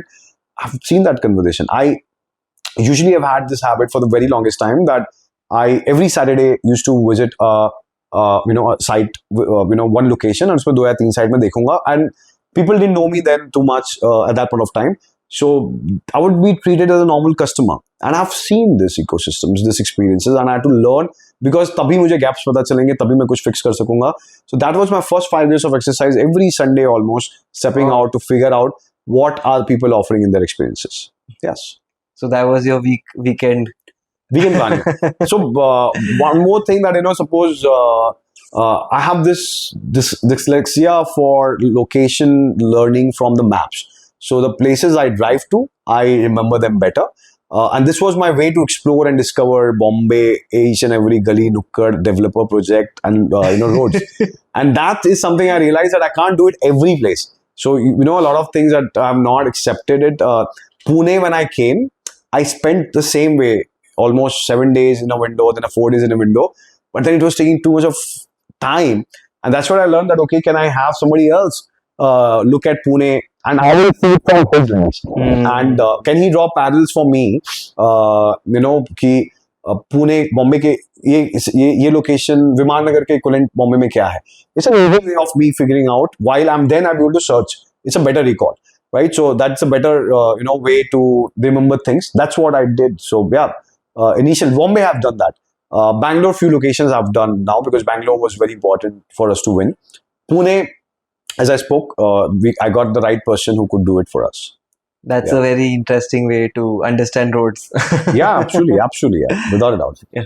So it's a hyperlocal market, remember, right? Yeah. You got to know the pulse, you got to know what community. Yeah.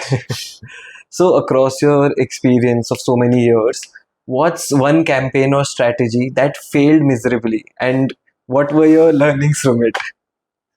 Everyone talks about successes and this was our best success, but I don't think there are enough people talking about failures and what learnings they learned from them. Yeah, so a classic mistake I have committed in my life and I regret it. So it's the developer. Since in this context I'm saying, so I'm not going to quote the name of the developer. A lot of people who know, they know. The developer who gave me the break in Bombay, we did series of products for them which really landed right, sold amazingly well. The team trusted us, the owner trusted us, everything great.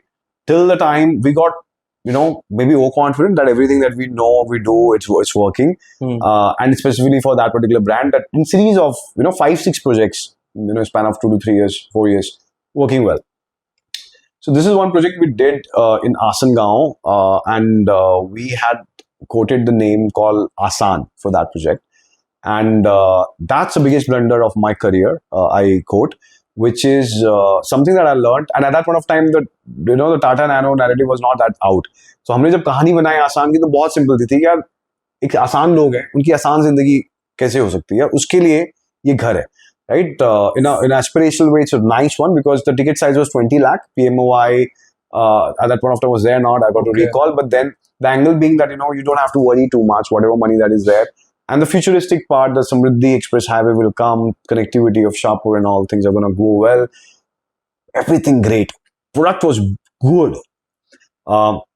But the name that I gave, I believe I did huge injustice to the paucity and the trust that I would have had. Not that the developer, family developer, they said they told anything or they were angry. No, they had seen the consistent this thing. But I believe this is where I missed the fact that nobody wants to call their home Asan, right? And that's something which again later on Ratan Tata's case study on Tata Nano was telling the same story. Maybe the timelines were different. I do not know. Maybe I couldn't connect. But we have to sell aspiration, and that's the reason a lot of time people debate on luxury क्या है. तो यार luxury वो 20 लाख का घर उन लोग के लिए luxury है. And वो मेरे को उस दिन समझ में आया, but fail होने के बाद 8 महीने लगे थे समझने में. But yeah, failure का तो हो गया. But now what's one very successful marketing decision which you took which had like a tremendous outcome across, which like you are very proud of? This series of them. If you have to ask and quote me one, then I'll try to create this which was a COVID period campaign, I believe. There's series of them we would have done, but this one I love a lot because I've always told the advertising in real estate has to have not just aspiration, but there's a great angle of financial value chain as well. And somewhere that's the reason I'm quoting this one. The technical aspect is something that people forget. Yeah. So this is one thing that I've quoted before also once, which is to do with a project which we launched in an area of Goregaon, where by the time COVID had come, people were comfortable buying 620, 630 carpet. This project was a 750 carpet, launched by a new developer. And the developer, was confident. The product was good. The only issue, that area was not absorbing that kind of carpet area from a new developer. The very well-known developer could have managed it, but a known developer में मैं उस carpet में क्यों जाऊँ? वो typically cater कर रहा है उस 2 BHK के audience को जो just घर खरीद रहा है 1 BHK से या तो upgrade कर रहा है या तो first home buyer है. Yes. So उन लोग का funnel 630 650 पे खत्म हो जाता है. अभी 100 square feet extra ना, मतलब अब 20,000 का रेट मान लो चलो, राइट? तो 20 लाख का वेरिएशन आ गया, हमारे केस में 25-30 लाख का वेरिएशन है, 2 BHK वाले के लिए बहुत हो जाता है वो, right? So I still remember it was 1.65 CR का हमारा कुछ लैंडिंग था उस समय for the 750, do the maths. But then what happened, and we had some a celebrity angle as well, so we're confident nothing can go wrong. But we spent 3 months, and at that point of time government had given 2% का stamp duty. We lost that window. We had a target of selling almost 70 units in the 3 months. We landed at 20, right? Now the relationship with the client can go sour. At that point of time, my team was handling it, and I remember I felt bad because the client was very good, always paying in time. 6 months journey, 3 months before the launch and 3 months now the launch. 6 months journey, and we're gonna lose him. So that day I remember the date was 28 December, and 2020. I went to apologize to him, or that we couldn't do much. No, or maybe a small bleak that maybe he can give some other shot. He had all reasons to not give. But then on the day I was meeting, I saw a paper sheet which had a payment plan written, which we were not told about. Which was told that 10% आज pay करना है, 10% आपको अगले साल pay करना है, 1 साल के बाद, and then टेरिस जब तक बनेगा तब तक टोटल और 30% ही pay करना है, 50%. बाकी जो है वो पोजीशन पे. Now that's where my maths brain works, and that's where I always said that aspiration बहुत advertising लोग कर रहे हैं, real estate समझ के communication करना is a different thing. Now we did a reverse campaign and calculation, and we said कि 10% अगर आज pay करना है, 20% नहीं करना, तो customer तो ready है 20% के साथ, right? So even 1.65 crore का 20% जो होगा 23 लाख होगा. अगर मेरा कोई कंप्लीटर होगा तो उसका 1.5 करोड़ का होगा तो 30 लाख होगा, 3 लाख के डिफरेंस है, पर 20% के साथ रेडी है. हम तो 10% मांग रहे हैं. तो we decided that what if a customer pays 10%, puts 10% in FD, mutual fund, wherever, and then he takes 1 year to collect more money from friends, family, whatever. But instead of doing 20% down payment, he will do 30% next year. Let's say if he does 30%, what happens whenever that he has to take the loan, तो उसको वो चीज का अभी शुरुआत करने की जरूरत नहीं है, राइट? वो शुरुआत लोन लेट शुरू करता है. लोन भी 80% पे नहीं 70% पे लेता है, यानी कि हर 1 करोड़ पे आप 10 लाख के ऊपर 20 साल के ऊपर 10 लाख का इंटरेस्ट बचा रहे हो, right? So the maths landed, and हमारा जो प्लान था वो सबवेंशन की तरह ही लगभग ऑपरेट कर रहा था, while we didn't have a cost loading of subvention of 7 lakh on a 1 crore, right? So in our case 1.65 पे it would have gone to other total 11-12 lakh we didn't have. So we did variable A कि यार आपका payment plan वो है तो subvention का पैसा बचा रहे हो, वेरिएबल बी आप इंटरेस्ट का पैसा बचा रहे हो क्योंकि आपका डाउन पेमेंट, आपका लोन 80% परसेंट पे नहीं 70%. And third, because the payment is so staggered, your EMIs are hitting on very low interest as well because they're staggered. So we did a calculation in typical way, 20-25 lakh की saving थी, but in a different way, that the way the marketing leverage we could have showcased it, we really came out with the communication that save almost 40 lakh of interest, including opportunity cost. And yes, on 1.65. Now suddenly my computer was 1.5. My people read, customer how will it read? 1.65 का घर में 40 लाख का saving है, तो वही देखा interest का saving. Interest तो कभी गिनता ही नहीं है कि आप 1.65 करोड़ घर पे 2.5 करोड़ पे करने वाले हो इंटरेस्ट के साथ, तो उसने कभी कैलकुलेशन ही नहीं की है. तो उसको क्या लगता है कि 1.65 का जो घर है उसमें 40 लाख का we are saving. For his brain is 1.25. Now suddenly I'm better than the competitor, and suddenly my funnel grows bigger. 750 carpet pickup करने वाले उस एरिया में 100 लोग होंगे, 650 के लिए 200 लोग होंगे. Now ये सारे 200 मेरे लिए कस्टमर बन गए. क्योंकि उनके लिए एक बड़ा एस्पिरेशन मिल गया, उनको एक अपॉर्चुनिटी मिल गई कि उनको पेमेंट प्लान का हिट सेम है, EMI लगभग सेम है. And that's where in the next 3 months, instead of we did almost total client target was 105 units for 6 months. We delivered 115 odd, right? Wow. The client still is ours. It's been now 5-6 years.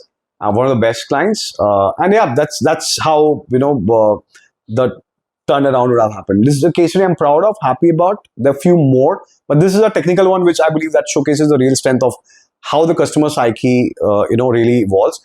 And the payment plan and all we put in a very interesting manner. But then this is the basic crux of it. And how important it is for all marketing professionals or even marketing agencies to understand that financial aspect of it as well. I don't think, as I said, this is the difference we decided that we will have. Advertising agencies could always drive aspirational campaign, and by the time I joined, I knew those guys had 20 years lead on me. So I would rather do something different. And when I did something different, eventually it became the strength. And when it became the strength, people saw a difference. And a lot of people chose us for that. So that's the way we created our market. And I believe in real estate, if you're operating, if you do not understand, don't work on real estate. You cannot just keep selling the same extraordinary life stories. No, that's not the only way to go for it. Luxury has its own way, but then as I said, that's also now mundane because everybody has understood that इस brand का ये चीज चल रहा है, सब copy paste कर लोगे, सब लोग same दिख रहे हो, तो फिर अलग क्या आएगा? तो content has given us that opportunity to really communicate things differently. That's the layer. So if you were marketing two projects, okay, in the same locality, one is a luxury one and one is a rather affordable one, what would you do different in terms of messaging? So you can, so a developer is there who has both of these projects. Maybe he has two separate segments for the same or two separate brands, but he is doing in the same locality. So what would you do different in terms of the messaging, the channels, the contents, the events? How would you go about it? So again, here, because of the hyperlocal narrative, two things will happen here. Either I'm selling a luxury project in an area where affordable is selling more, right? So it's a tough nut to crack because वहाँ पे affordable project है तो वो तो flow में बह जाएगा because affordable का demand है. Luxury बहुत difficult हो जाएगी. पर अगर मैं एक luxury location पे आया जहाँ पे मैं luxury बेच रहा हूँ और वहाँ पे affordable भी बेचना है, वो difficult हो सकता है because मेरा carpet area तो बहुत ही ज़्यादा shrink होने वाला है. Yeah. And we have done that kind of a thing as well. Now the messaging definitely is going to be addressing to this phenomena. तो अगर मैं महंगी जगह पे हूँ और मेरा घर बहुत ही छोटा है और अफोर्डेबल तब है तो मुझे देखना पड़ेगा कि यार मैं फिर टिपिकल घर नहीं बेच सकता, मुझे एक अलग वैल्यू चेन बेचनी पड़ेगी. And we have done that. Worli में there is a project which had a carpet of 200, I guess 210, and then the developer was ready and he gave us a very clear this thing कि यार हम propagate कर रहे हैं a lifestyle जहाँ पे आप घर में आते हो and it's a foldable modular kind of a phenomena. वो किचन कन्वर्ट हो जाता है, थोड़ी उसके अंदर मेन हॉल बेडरूम में कन्वर्ट हो जाता है. But that really sold very well for us. The reason was very simple. वो हमारा मैच वहाँ पे सिंपल काम आया कि भाई इस एरिया में आपने इस रेट पे घर ले लिया ना, तो अब लोगों का परसेप्शन क्या है कि इसको हम 1 BHK ही बुला रहे हैं, राइट? 1 BHK का रेट दिमाग में लोगों का क्या है कि रेंट जाएगा 60,000 में, 65,000 में. आप कितना कम करोगे? लोग रेंट में ना स्क्वायर फीट नहीं गिनते हैं, लिख के ले लो 750 का होगा कॉन्फ़िगरेशन देख आपका बस आप कॉन्फ़िगरेशन देखता है, राइट? सो हमने कहा कि 65 का क्या 45 मिलेगा ना. अब आपकी EMI कितने की है? तो EMI टू रेंट का रेशियो जब आप घर खरीदते हो तो 1:3 के रेशियो में होता है, राइट? कि अगर आपका EMI आ रहा है अगर 80,000 तो आपका रेंट आ सकता है 25-30,000. 1:3. हियर वी टोल्ड यार you have a ratio of 1:1.5 to 1:2. सो ये हमारा एंगल है, हम इसको मार्केट करेंगे. नाउ सडनली व्हाट हैपेंस कि अब अफोर्डेबल ही ले रहे हैं पर जेंट्री अलग हो गई. अब इन्वेस्टमेंट क्लास खुल गया, वो लोकेशन बदली है, तो काफी सारे वो लोग हैं जो बोल रहे हैं कि यार मैं ना मंडे टू फ्राइडे के लिए यहाँ पे ले लेता हूँ और वीकेंड में घर बड़े घर में जाके चला जाऊंगा, यहाँ पे तो आगे सोना ही है. That audience opened up and then there is an audience which really wanted to use it as an end use, तो it use it. So luxury तो इनवेरिएबली उस मार्केट में चल सकती थी, तो it is flowing, but our communication changed here because affordable will not sell. Now the typical problem is different where अगर एक लोकेशन ज्यादा वो नहीं है जहाँ पे आप लग्जरी बहुत बड़ा बना रहे हो, वो बहुत बड़ा चैलेंज है बिकॉज यू नो कि आप एक एरिया की कैपेसिटी है कुछ ही लग्जरी घर को ऑब्जर्व करने की. सो उसमें हमें पहले तो स्टडी समझना पड़ेगा कि what is really working in terms of कितना एब्जॉर्प्शन हो सकता है, कौन से वैल्यू चेन को मैं लूंगा जो उस ऑडियंस को अट्रैक्ट करेगा, और वो लार्जली आएगा केवल हाइप पे ही कि मैं कल्याण में जाके क्या 15 करोड़ का घर बेच सकता हूँ, राइट? कितने लोग होंगे जो 15 करोड़ का घर बेच, जिन्होंने मान लिया है कि मेरी जिंदगी कल्याण में ही है, राइट? और मेरा तो बिकॉज फैक्ट्री है जो भी है. So I have to get them. The only way I can get them is उस एरिया का सबसे बड़ा एड्रेस बनूंगा, उस एरिया का सबसे बड़ा कम्युनिटी बनाऊंगा, उस एरिया में उस कम्युनिटी के अंदर सारे अच्छे लोग बड़े लोग रहेंगे जिसके ऊपर से आपकी और नेटवर्किंग होगी, और यही हो सकती है. This is the messaging that you have to land at eventually. So I played on the two extreme. And as I said, that's another location affordable will sell, so I'm going to compete and sell it. But the communication drastically changes. मैं luxury area में जब luxury बेचता हूँ तो मैं ये communication use नहीं कर सकता. मैं अगर अफोर्डेबल एरिया के अंदर मैं जब अफोर्डेबल बेच रहा हूँ, वाया लग्जरी के अंदर जब अफोर्डेबल बेच रहा हूँ, दोनों का सीक्वेंसिंग अलग है. So yeah, but then you have to look at what's the right sequencing which is working in your favor and how the market has behaved. So you mentioned a lot that many people just claim that they are luxury homes, but when it comes to true luxury, like ticket size of 5 crores, 7 crores, 10 crores, and even more, how do you sell true luxury? Now in India, it's a very simple thing. The biggest example, if I really would say, and everybody knows, is Camellias, right? It has given and showcased the world an understanding. The true luxury is the one where you own the time. The time is something that you can leverage as an opportunity to stay with the community. Community is what this society, this residence already offers, because everybody that you'll knock, everybody that you'll meet is going to be an influential guy. Yeah. Your network defines. So the true luxury are the one where the network of the people whom you have in your residence, are as powerful as you want to be or as you already are. And I believe a lot of people quote luxury as a true form is just space. Somebody will call the materials they're using. In my value chain, the extreme of it is where the community has gathered, where the most powerful people are, because most of the powerful people love to stick around as well. Right? That's the true power, and that's how. So Camellias, Override 360, these are the largest example where this kind of movements have been seen and momentum has been built. So you need to focus more on the community. Yeah, the first anchor that you get, that anchor can get more. That's the best strategy, most cost effective. Okay.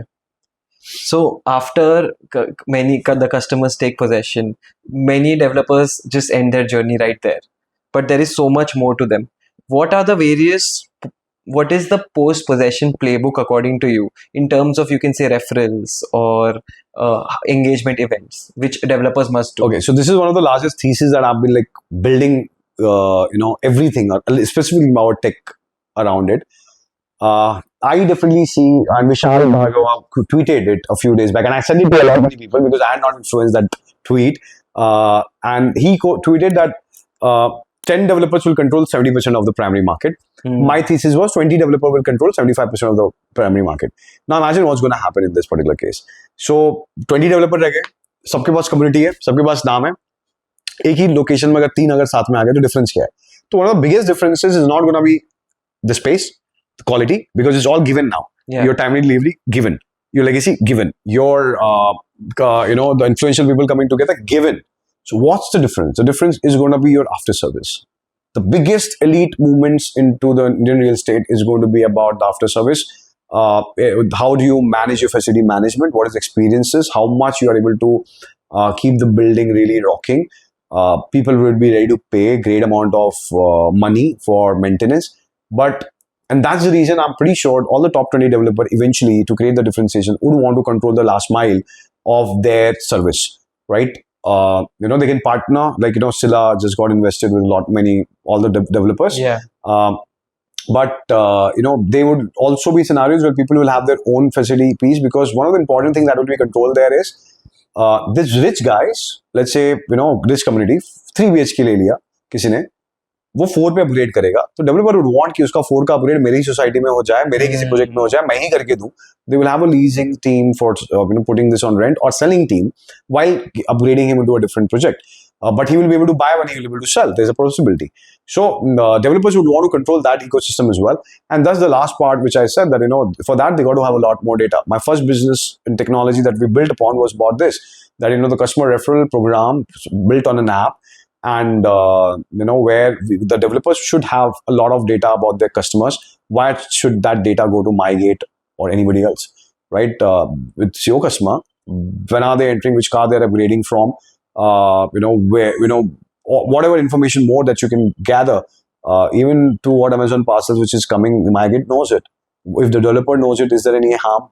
Somebody knows. Do you think developers are under investing in the FM data?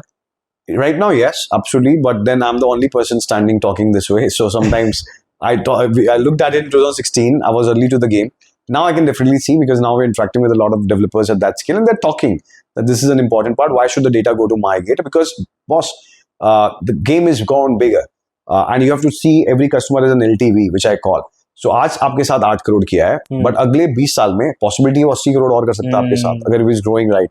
तो आप वो चीज क्यों नहीं देखोगे? और उसके लिए आपके पास, अगर उसके बाद जो भी आप उसके मूवमेंट्स, हर बार आप मैन टू मैन टैगिंग तो नहीं कर सकते कि ये सेल्स वाला बंदा इस बंदे को देखेगा. Your technology will come and play a very important role. Imagine in your dashboard it is visible that, you know, this customer, when we last checked, had a potential to invest another 10 crore, 5 crore. The wealth as a value chain is going to be one of the biggest currencies, where I already know कि मेरा एक branded land का opportunity है, ये बंदा invest कर देगा if I message him right. I don't have to do zero conversation, zero CAC, right? Customer acquisition cost. That's beauty.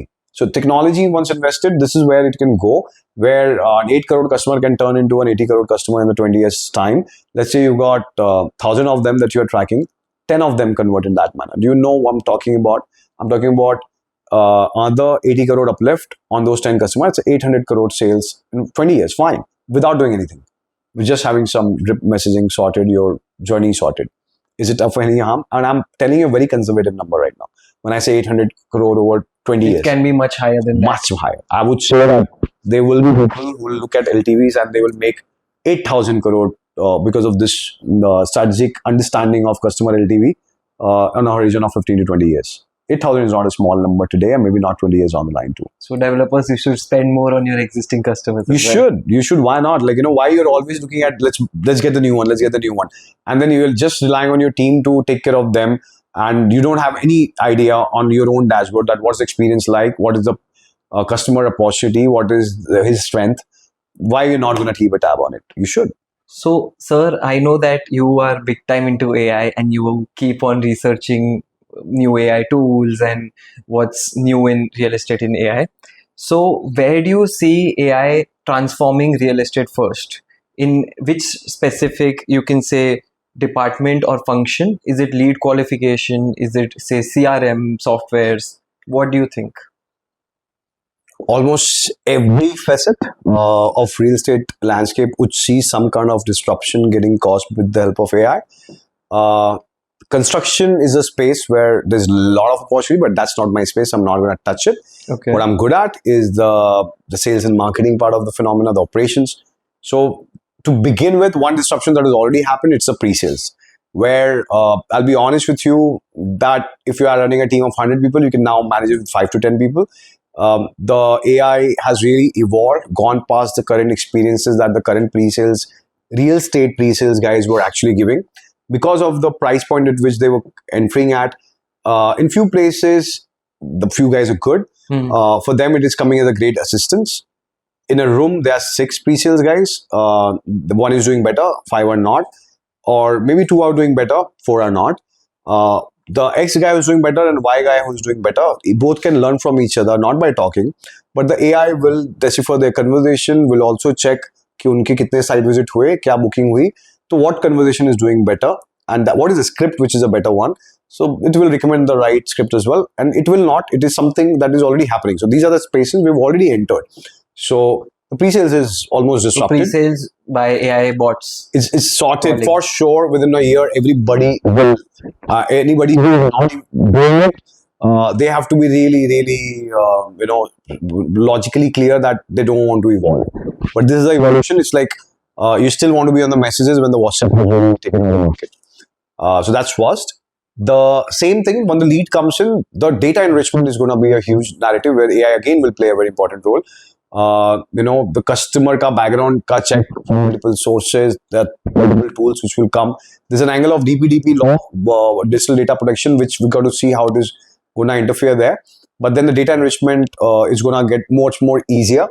Right after that, AI will help into the hyper personalization, which has been most of the core conversation that we talked about today. That किस conversation के ऊपर से क्या message जाएगा, क्या creative जाता है WhatsApp में, all of that. And then comes the marketing. Meta, Google have already started automating a lot of this function. The only thing I always keep talking about that unlike e-commerce and other, where the whole journey is onto the online medium, Meta and Google have a lot more information about those businesses and they're able to predict the customers as well. Real estate की हमारी खास बात ये रही है कि हमारा CRM अलग बैठता है, Excel अलग बैठता है, Google Meta को कुछ पता होता नहीं. Though there's a product that we always keep talking about called conversion API called CAPI, which gives them an understanding in real time. But the overall Pan India would have done around 20 deployment and there are only 21 clients in India for that particular product. Till the time Meta and Google do not get the real time insight, they will not have any prediction on real estate ecosystem. So a lot of many clients ask us कि Meta Google से AI से हमें क्या मदद मिलेगा? For us, they will not be as efficient, but then it is helping our team for sure. It will help their team. Somebody wants to do it on their own as well. On the previous settings for products, now you can just do a description of your customer profile and it will start the campaign. But how do you iterate is where the experiences will start coming in more often. But for us, we can do a lot more A/B testing क्योंकि एक ही creative के multiple value chain AI के through बना के different triggers के साथ लोगों को दिखा सकते हैं. We can do creative की A/B testing, creative कब fatigue में जा रहा है, all of it. All of this information is coming by the help of AI. So this also is disrupted. Now comes to the sales part of it. There are two layers to it. Currently, जब हम sales कर रहे हैं तो क्या हुआ कि आपसे बात हुई, मैंने फॉर्म पे लिखा नहीं लिखा, कभी पेन से लिखा, कभी टैब पे लिखा, ईमेल आईडी लिया नहीं लिया, कोई फर्क नहीं पड़ता है, किसी को कोई चेक नहीं करना है. Nobody has a system. Now the systems will be able to tell कि which sales guys are taking shortcuts. तो sales बंदों का भी review AI ही करके दे रहा है because of the certain practices they are doing. At the same time, the level 1 is going to be आपका मेरा जो कन्वर्सेशन हुआ उसमें पहला मैं वॉइस नोट भेज देता हूँ और अपने आप सिस्टम डिकोड कर लेगा जो मैंने पहले बोला. सेकंड है कि हमारा कन्वर्सेशन हो रहा है पर इसको हमने रिकॉर्ड किया हुआ है, ऑटोमेटिकली ये रिकॉर्डिंग हमारी लीड आईडी से टैग हो जाती है और उसके कस्टमर के डेटा के साथ अटैच हो जाती है कि ये बात हुई. And platform will decipher the further thing so that it can give a trigger to the sales guy for the next conversation. And पूरा उसको recording सुनने की जरूरत नहीं पड़ेगी. 5 से 6 important insight they will take it forward based on the structure of the information that we said. The future on the same also one more level evolution is going to be the cameras. Right? I don't see a reason that if it's my commercial office space, the cameras are there. I'm analyzing our conversation right from the behavior, right from the pitch of the conversation, and AI will tell whether this customer is the right one or not. Right, and if not the camera, then this shades, right? The meta glasses and all. Yeah. People will have okay, the recording is on the official conversation, and a lot more insight about the customer will be done, and that's where AI की वजह से जो सबसे बड़ा evolution जो हम last 1.5 साल से work कर रहे हैं, जो aiming for AI to peak, is our model on customer propensity. So a lot of people do the lead scoring कि हमने फोन पे क्या बात की, तो एक सेल्स वाले बंदे ने या प्री सेल्स वाले बंदे ने रेटिंग दे दी, अच्छा अब दो. But then the system on AI will learn from all the previous entries, previous conversation, and it will be able to give a better rating based on what has happened in the past in terms of the data.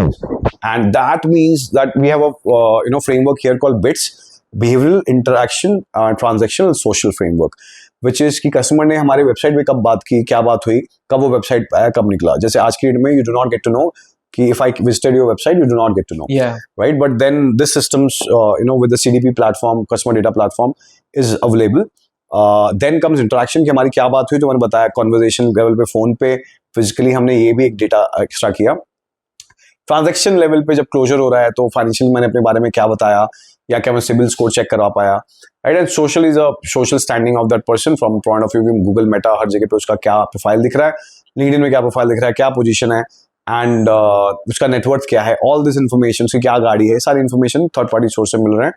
This cumulatively is combining and creating this a rating around a customer कि इसकी probability क्या है. Now मैंने 9 rating the system ने पर वो customer से convert नहीं हुआ, किसी को 7 दी पर वो कन्वर्ट हो गया.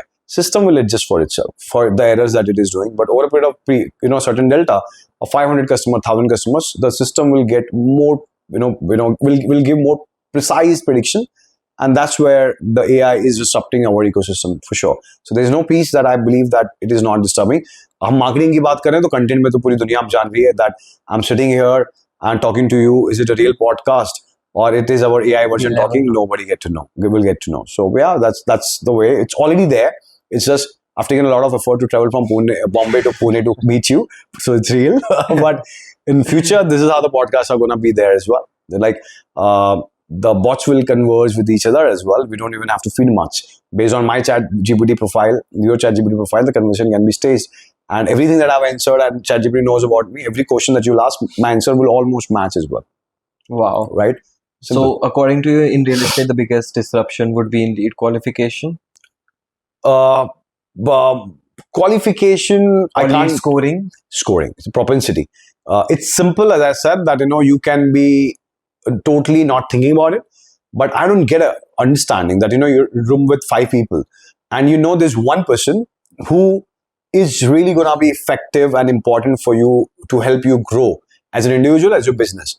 Wouldn't you pay extra attention to that person, into that room? Okay, आप सबसे मिल लिए 15 मिनट, अब आपके पास टोटल 2 घंटे थे, 15 मिनट सबसे मिलके चलो आपके पास अभी भी 40-50 मिनट, लास्ट 40-50 मिनट उस बंदे के साथ ज्यादा बिताओगे जो आपके लिए पोटेंशियल एक अच्छा पार्टनर हो सकता है, या फ्यूचर के लिए ग्रोथ प्रोस्पेक्ट के लिए मदद कर सकता है, मेंटर हो सकता है. You will spend, right? But this information you have based on your gut, based on the research that you would have done with that individual, or via the introduction, this thing would have landed to you. So you have a perception. But in real estate, how our owner, how the sales head, how the marketing heads are creating a perception based on the sales manager interaction with the customer. So is there a possibility that a human can make a wrong decision and choose a customer who was supposed to be good, and he rates him wrong, treats him wrong, doesn't follow up? How does the leadership gets to know? So this is where AI is going to play an important role here. Means that the system will tell that this customer is important, so that the junior level guy also will not take it lightly, right? At least the important ones are not being missed, right? So that's the difference. So according to you, what are 5 top AI tools which developers must use? There are many, but it is purely the tools which I would gonna quote are more on the content side. Okay. That's a HeyGen or a Hexfield. So HeyGen for the purpose of H. For largely the video content creations based on the prompt, and the number of scenarios and scenes that you can put, the Hexfield comes in pretty handy there. You have to choose Perplexity, ChatGPT, or Claude for sure. You choose one as your great friend at least. You can operate with all of them. Claude is something which is really amazingly solving many problems with regards to how the agents are supposed to be operating with each other. Yeah. Many people are leveraging that. Emergent is another favorite of mine, where people who are not using technology for each and everything, let's say you're using it, but there are certain reports, numbers that you want to see, your technology doesn't allow, or your implementation partner of a certain technology is not allowing, but you can now convert most of your simple Excel sheets into dashboard for easy access for everybody. And it's an Indian company, right? But then it has done amazingly well on global level. That's one company from India which is making us all proud, Emergent. And that is a phenomena that we got to track. With regards to the fact that every simple layer tools which took for us also, like हमारी technology team खुद है, पर internal समझने में, समझाने में इसमें महीने का टाइम लग रहा था, वो 2 दिन में हो रहा है. Wow. Right? So that's one of the things. So हमारे हर एक फंक्शन के लिए हम एक डैशबोर्ड बना पा रहे हैं, क्योंकि इतना टाइम नहीं है कि हम अपने लिए हर एक चीज के लिए सॉफ्टवेयर बनाएं. But dashboards are really helping us take faster decision. Excel के पिवोट्स ज्यादा नहीं मानने हैं, हमें मालूम है कि किस तरह से हमें मैट्रिक्स को देखना है. These are the tools that are really important. So Emergent would be for creating dashboards, HeyGen would be for creating avatars, ChatGPT, Perplexity, or Claude would be for research and just your absolutely the day-to-day, your conversation, your learning, your studies, your your presentation. Gamma is another one. Though your presentations are really getting great look and feel now with the help of Gamma. You don't have to really spend time. Canva designers are supposed to be using, but a lot of creatives are coming out of that easily. Every developer sitting in the this thing. Now you can leverage ChatGPT as well, but a certain template on Canva could help you achieve a lot of things. And there's so many more. My team in different segments leverages a lot more. But these are the certain insights that I've gathered from them, or personally have been using it. But then I'm pretty sure you'll meet my tech partner or meet my content heads. They will speak a lot more than what I've just spoken. I personally use only Perplexity and ChatGPT. But my some senior leadership, one is very good at Claude, one is leveraging Emergent at scale, and I learned from them. I'm a Claude person too. Super, yeah. I know. Yeah. So you mentioned the DPDP Act, which has come into place, and not many people know that this DPDP Act is going to have a great impact on real estate databases and how we interact with customers, and how sensitive customers' data has become, and the government has also started realizing that.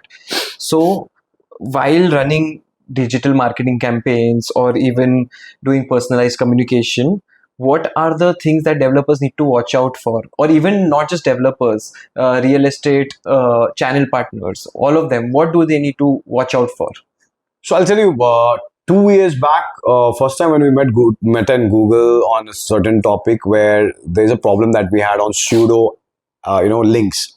कि हमारा XYZ website है, उसमें XYZ A डाल के, there's lot many such websites are coming in. The brokers were leveraging that a lot, channel partners.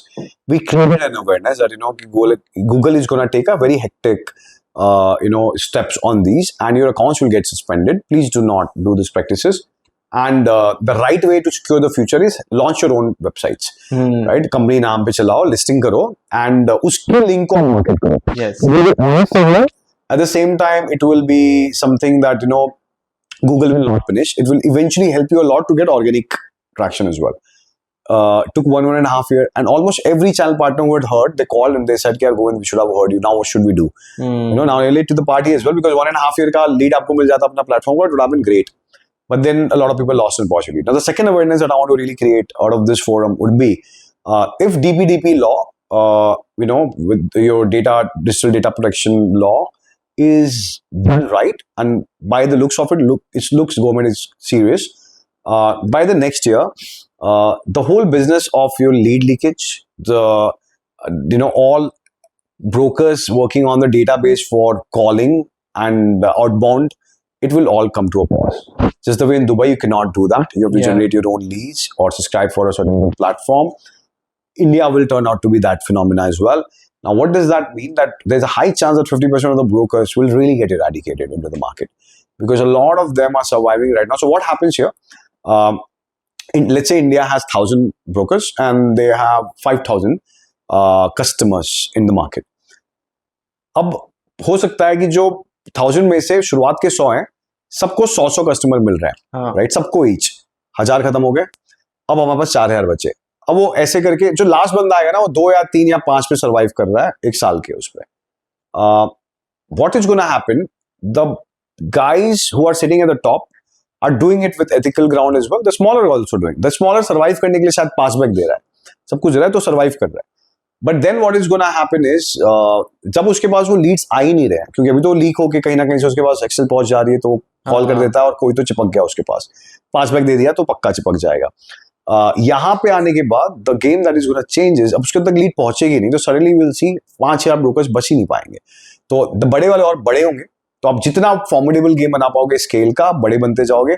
छोटे वाले जो हैं, जो ट्रांजैक्शंस इस तरह से कर रहे हैं, that will get eradicated. And invariably, the channel partner with the whole passback narrative, invariably it's not helping anyone. क्या कर रहे हो तुम? Well, that's something that's really strange. There's a great awareness that the customers have gone about the passbacks now, and most of the deals with brokers are happening on this ground. So we have had scenarios as well where the customer will come as a direct resource. They will get tagged to the channel partner because channel partner already pays them the passback, or they are already aware and they are asking, तू आएगा क्या, मेरे को इतना पैसा देगा क्या? So the whole ecosystem, the reason for which it was created for is going for a toss. So what is that the brokers are really contributing on, if this is the way it is going to go. So the big ones, as I said, are going to solidify these value chain. They will have their data security sorted, because the fines for the developer ends is very heavy. अगर आपके site से पता चला कि lead होके किसी और customer को कॉल चला गया है जो आपको अपना नंबर दिया था, एंड वो लीक हुआ है, एंड या तो आपके पास कंसेंट नहीं है और आपने कॉल कर दिया है, इन हर केसेस में there is a fine of 200-250 crore odd. That the real estate is a very important, like out of the 5 sectors only they have chosen. Real estate वैसे 5 में कभी आता भी नहीं है, काफी जगह पे गवर्नमेंट में, यहाँ पे एकदम लिखा हुआ है बड़े बड़े शब्दों में. So real estate contributes almost 50% of the spams that anybody in India gets today. Wow. Right? Yep. So that's going to create a very big impact, certainly, and Sure. all developers should watch out and understand that how important it is to keep their data secure now. Absolutely, yes. So there's something called consent management. If you're not doing it already, please start investing into it. That's going to be coming in a big way. All the companies which are big have already done IPO. They're already getting the scrutiny and they're already taking care of it, because if your phone number are flagged and spammed by the customer, you have to showcase the consent to them, and this is gonna be a very primary infrastructure of technology that you got to have, and sooner you start, the better it is. So moving on to more economic side of the marketing, Okay. So if a developer hands you a budget of 3 crore rupees, Mm-hmm. can you tell me how you would, break it down phase wise? Where all would you spend that 3 crore? 3 crore is what is the life cycle of the 3 crore? It's all for an entire residential project. So, okay, by the maths of it, the 3 crore budget would qualify for a 150 crore top line project. Not like, typically 2%. Yeah. If I have to look at it. If it's a 150 crore top line project, that means it's somewhere having a very local impact as of now. It doesn't need to have discovery audience much. So in that context, I will look at the core audiences. Then I will be very sharp with a combination of newspaper inserts. A little bit I'll do. I typically am not a fan of print. But then insert, there are multiple times of India also allows you, कि उन्हीं के पास कुछ location based inserts, वो insert नहीं होते, उनके खुद के jackets होते हैं, but कुछ एक location को target करते होते हैं. It's a good combination if it's a less, because the money for this print is also, or the insert is also low. Outdoor and digital, the split of the budget would be almost equal, between. So could you break down the whole thing in percentages? Yeah, so typically, 30% towards this inserts, prints, whatever it takes, even, on a consistent basis in different phases, depending upon what kind of volume I'm doing. But I'm talking about the first phase, because based on the response. So suppose मैं 3 crore है, शुरुआत में 1 crore use कर रहा हूँ इस तरह के प्रोजेक्ट के लिए, उसके लिए मैं 33 to 40% मैं प्रिंट में दे रहा हूँ, 40 to 50% मैं आउटडोर में दे रहा हूँ. एंड उसके बाद जो है वो डिजिटल में जाएगा, तो अराउंड 30% डिजिटल में आएगा. If that's 150 crore kind of a pipeline, because again digital is more effective when you have discovery audience. तो अगर आप टॉप लाइन बड़ा बना देते हो, 500 करोड़ का बोलते हो, तो मैं फिर डिस्कवरी ऑडियंस की जरूरत है, डिस्कवरी ऑडियंस की जरूरत है, तो digital should have a 40% 30% mix. But if it's a core audience only, you can have a digital contribution to 20 to 30%, and that's good enough, right? So that's the parameter in which I'll split based on the location, and the top line of the project. So how does that allocation change in a project, say, which has just 1 crore versus a project which has 5 crore, 10 crores, and even say 50 crores? The allocation changes again on the basis of which audiences I'm catering to. Right एक है core और एक है discovery, but discovery में भी दो है, एक है जो सिटी में है और एक सिटी के बाहर है क्या, राइट? तो allocation will change from that perspective also. I am a big brand and I know that I am launching a product which can give people a great yield, which could be a fine thing for investor level phenomena as well. Or I'm making a very marquee project where every rich Indian would want to have a home into. Now these two phenomena are something where you will see there's a 20-30% out of every 100 booking can be fetched from a Gujarat audience in Bombay, from a Delhi audience in Bombay, high probability. Because they will be doing either for stature, because of the community, or because they know the yields are going to be good or appreciation is going to be good. So my split will eventually depend on this particular phenomena. As I told, अगर आपका project का बड़ा top line है and the data says कि a lot of discovery audiences are coming, split of digital would come to almost 30-40%. And outdoor is unparalleled. Any project should have a 30-40% to outdoor, depending upon what scale that you're operating. Come budget है तो आप project के periphery के जो 2-3 important roots हैं उसको आप cover करो. बड़ा बजट है तो थोड़ा और So what fundamentally changes when you go at that scale, right, from 1 to 5 to say 10 to 50? Like does digital have a limit according to you? Yeah, it has a limit, for sure. Anybody who says it differently. So anything you spend on branding, it has no limit, right? So 50 के 50 करोड़ आप उड़ा सकते हो 2 दिन के अंदर. But अगर वो परफॉर्मेंस का बजट है तो चांस ही नहीं है. सो व्हाट हैपेंस इज कि दिस बहुत क्लियर है, which is to do with the fact कि कोई एक पर्टिकुलर प्रोजेक्ट है, उसका total TAM, what we call as total addressable market, right, वही मुझे मालूम है कि 5,000 लोगों का है. हाँ. इतना लग्जरी प्रोजेक्ट है बॉम्बे के, या समझ लो, चलो मैं आपको बोरीवली का एग्जांपल देता हूँ कि बोरीवली में मैंने लॉन्च कर दिया है 15 करोड़ का प्रोजेक्ट. उसका कितना बड़ा टाइम होगा आपको लगता है? टोटल मिला के 1000 ही लोग होंगे ना ऐसे बोरीवली के अंदर जो ये घर खरीदेंगे. मुझे 1000 लोगों तक ही तो पहुंचना है ना. मैं कितना डिजिटली उनको टारगेट करूं? वही 1000 लोगों को करना है मुझे. Meta, Google, their algorithms are smart and good. तो हम 1000 की बजाय चलो और 1000 लोगों को कर लेंगे, पर वही 1 लाख लोगों को कर रहे हैं ना. कितनी बार दिखाओगे आप, right? So this will has a limitation when you are doing performance. But अगर आप परसेप्शन के लिए कर रहे हो, ब्रांडिंग के लिए कर रहे हो, then the sky is the limit. You can put whatever money. But performance के अंदर एक लेवल से डेल्टा आप ज्यादा उम्मीद नहीं कर सकते. आप ये नहीं उम्मीद कर सकते कि आज मैं ना 10 लाख फूंक देता हूं और मुझे वही रिजल्ट आ जाएगा जो मैं हफ्ते भर में फूक के निकाल रहा हूँ. That's not possible, right? So distill has to be consistent because it keeps learning as well. So you should always spread out. You should not look at कि यार हाँ कोई प्रोजेक्ट है जिसके अंदर मास मोबिलाइजेशन का है, there you can do a lot, right? Because you know कि वहाँ पे हर कैटेगरी का ऑडियंस आएगा, एंड यूजर भी आएगा, इन्वेस्टर जो लोकल है वो भी आएगा, कोई जो रेंट पे डालने के लिए है वो भी आएगा, किसी को लॉन्ग टर्म के लिए सोचना है उसके लिए भी आएगा. तो that's a different market. There sky is the limit. But when you are going on something which is very, very exclusive, then the limitations start showing up. Typically, the uber luxury market, you can't go beyond a certain value chain on performance. Is there marketing. like a fixed budget beyond which the digital does not work? If I have to give you a formula, then I'll say on a 10 crore project, Okay. do not spend more than $1 lakh a day. Okay. For a 10 Let's say on just marketing Meta. budget. Okay. Meta and Google को आप वो करो, कोई peak भी time होगा ना तो हाँ. 1 लाख से एक दिन से ज्यादा मत उड़ाना अगर परफॉर्मेंस पे खर्च कर रहे हो तो, right? So that you sustain it longer, you know, ज्यादा पीरियड के लिए जाए. 10 करोड़ की इन्वेंट्री के हैं, आपको वो 200 घर बेचने हैं, लेट्स से 150 घर बेचने हैं, you know, you got to have your limit. Stop at 1 lakh a day at best. Meta, Google, Google दोनों को मिला के 1.5 लाख रुपए से ज्यादा एक दिन में खर्च मत करना. उससे ज्यादा जो भी करोगे आप देखोगे कि ये मैंने एक एग्जांपल दिया, हाँ. हर एक ब्रैकेट में हर एक लोकेशन में गेम चेंज होगा, प्रोजेक्ट टू प्रोजेक्ट भी चेंज होगा. यस, ये मैंने एक एग्जांपल सिंपल सा दिया है to make it very easier that you know it has a limit. Everything above it is just a wastage of time and wastage of money. And beyond that, you should do more print and outdoor.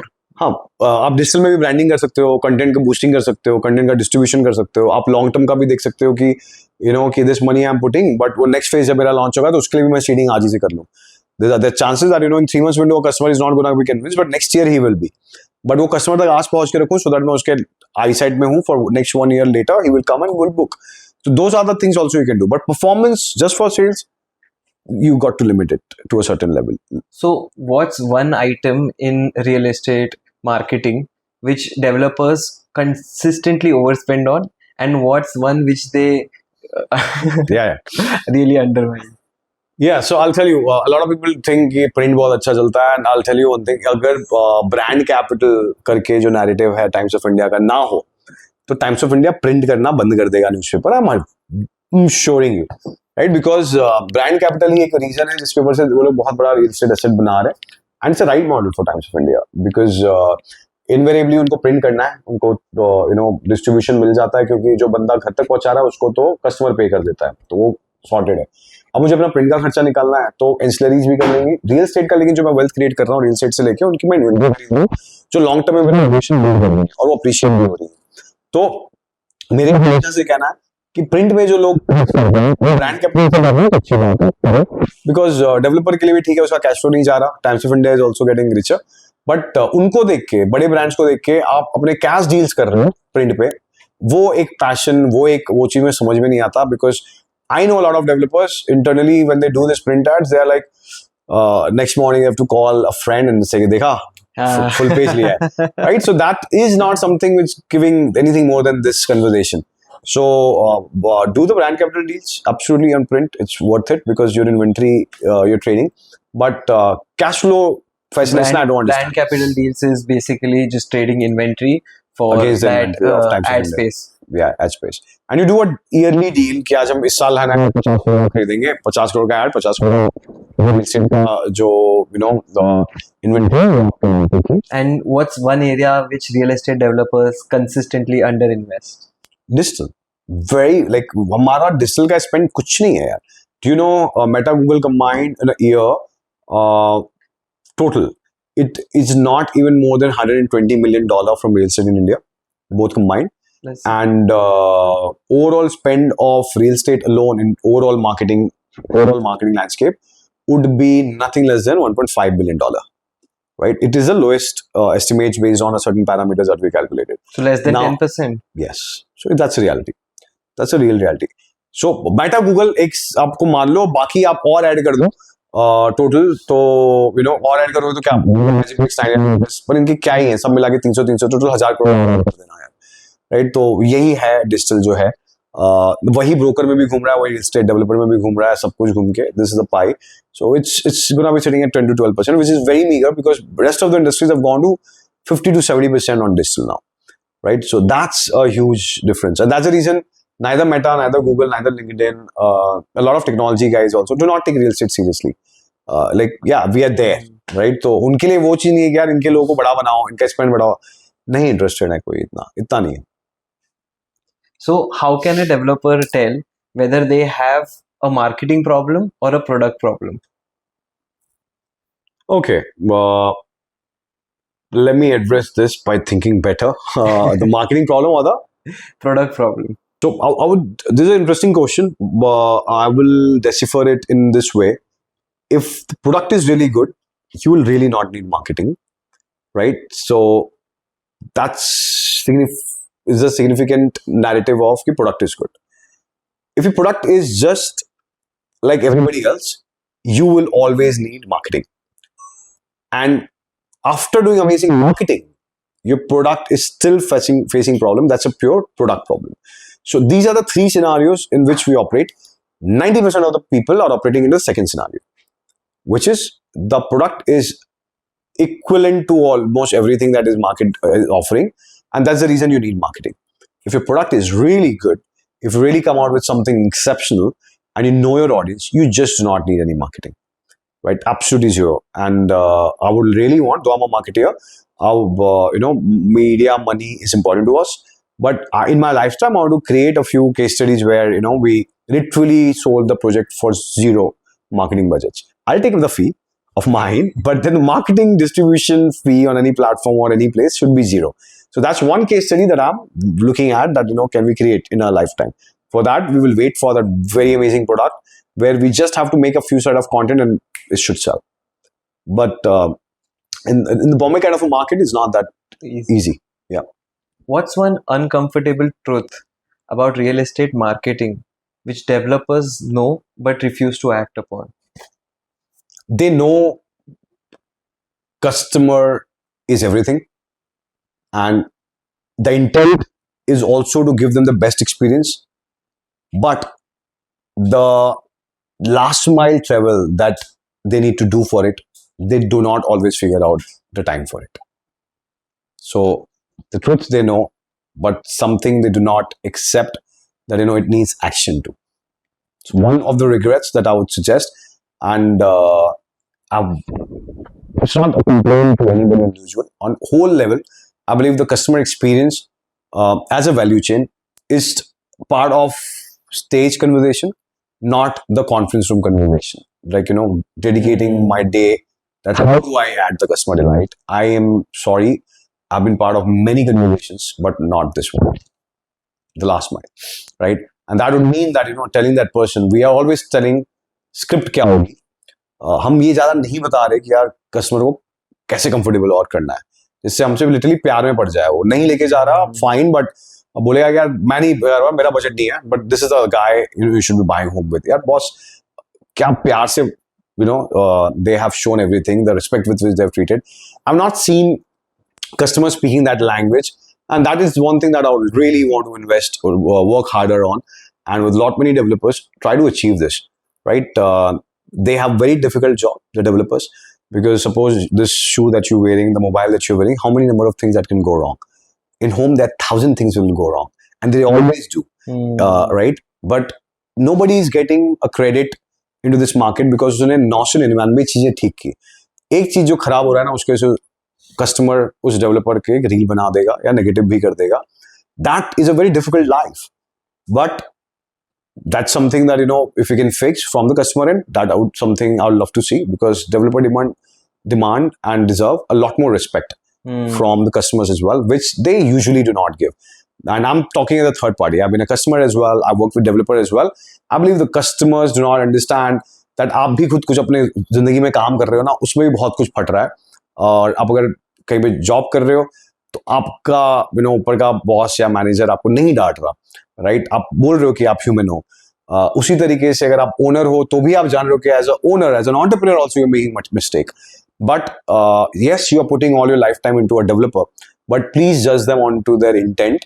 There will be few things that they will fall short on. They might not be able to deliver also, but you got to see the 990 things that they did, 999 things they did. They usually see it, but it isn't 10 years down the line.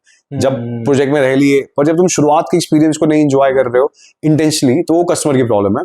But developers also, the kind of journey they can travel to create the last mile customer experience, I believe there has to be very dedicated sessions to it, that what all that can happen.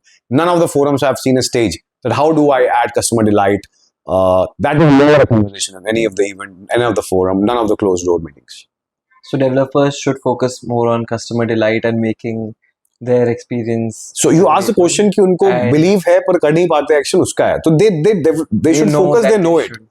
They just don't travel that distance, and that's something that they have not accepted it, they have not seen it. That's messages from my end. Yeah.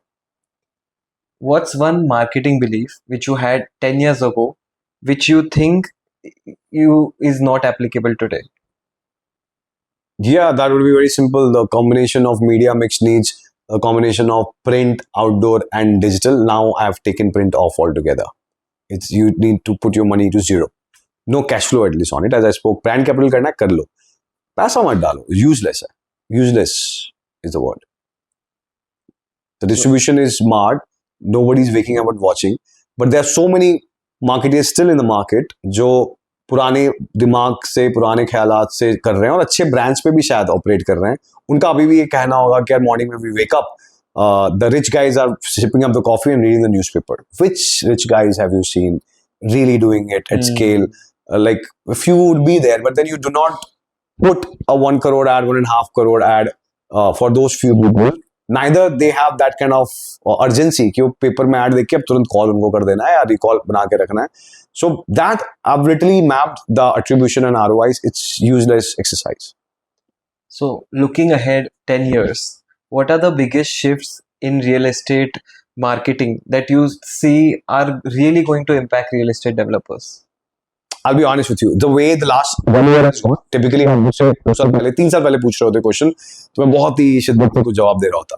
But जो last 1-2 साल गया है ना, I'll tell you, 2 years back, I used to think that I'm ahead of the curve in the AI world. A lot of people would give me credit as well, that the kind of experiments we were doing. But today when I'm there, I don't think that the kind of speed with which the global value chain and platforms have delivered the possibilities in AI. In the last 2 years, surely. It's so difficult to, put a prediction for 10 years. I will not be able to predict anything beyond 2 years onto what can change in marketing. Yes, what in business can happen, that prediction I'll definitely carry, and we're working on that. What should happen in 7 years down the line? So we have a goal, we're working on it. But prediction for 10 years on marketing, not possible. So I'm pretty sure the content, the way it is, I'm batting for it. 10 years down the line, will it work? I don't think so. Digital, the way it is there, 10 years down the line, even if it will exist, I don't think so. Right? The Meta and Google will be the winner. I don't think so. Right? So yeah, that's a very difficult prediction on the 10-year horizon. And the only bet that I can do is, and one trend that you will see, the ecosystems are getting more and more democratized and more diluted as well, which would mean that, I've always said that the celebrity deals are like mainly print ad or celebrity deals, dono same, and no ROI, right? So I do not back any of them. I am a number guy, and they do not deliver number both the ways. So ये चीज मैंने जरूर देखी है कि now जो power था उसमें प्रॉब्लम ये थी कि शाहरुख सलमान, मैंने कोट किया अभी एक लेटेस्ट रील में यही चीज कि यार एक टाइम पे वो पेप्सी लेता था और एक थम्स अप लेता था, वॉर होती थी, लोग साइड लेते थे, राइट? आज आईपीएल होता है, चलता क्यों है? क्योंकि लोग साइड ले रहे हैं, right? Any product that is working, any concept, any content that is working, people are taking sides. But in real estate the problem is कि भाई एक डेवलपर ने एक आर्टिस्ट को साइन किया, एक सेलिब्रिटी को साइन किया बॉम्बे में, वही आर्टिस्ट दूसरी सिटी में दूसरे प्रोजेक्ट का कर रहा है. तुम्हारा ये कैसा इंडस्ट्री है जिसमें सेलिब्रिटी डील्स ज्योग्राफी पे हो रही है, इंडिया लेवल पे नहीं हो रही है, right? What's the point? I don't understand that. Okay, and to save some money people are okay कि भाई ठीक है, हम पैन इंडिया नहीं कर पा रहे तो हमें टेरिटरी दे दो. Hardly 30-40% cost you are saving. Then you are not able to continue them in the next year. Where is the loyalty? So why are you spending money on it? So, but as I said, the trend is now if you'll see the macro influencers, the micro influencers, on local level, small people shining up with the help of digital, that is a value chain that I do see continuing in some form or the other. So I do not even know whether the mobile device will remain 10 years down the line in the same form or not, because now that this has come, I believe this is the ultimate, Or value later chain. down the line, it may just go control Yeah, everything by your absolutely. Yeah. brain. So there are technologies which are being worked where me and you are sitting and we are talking Just to each talk. other without talking, right? Yeah. So if that's the way with which technology and AI is going to evolve, I do not want to be looking at this podcast 10 years down the line and get embarrassed that I predicted something which was, the world changed much faster. So I believe the compounding effect of AI technology evolution now has gone into the fourth, fifth gear.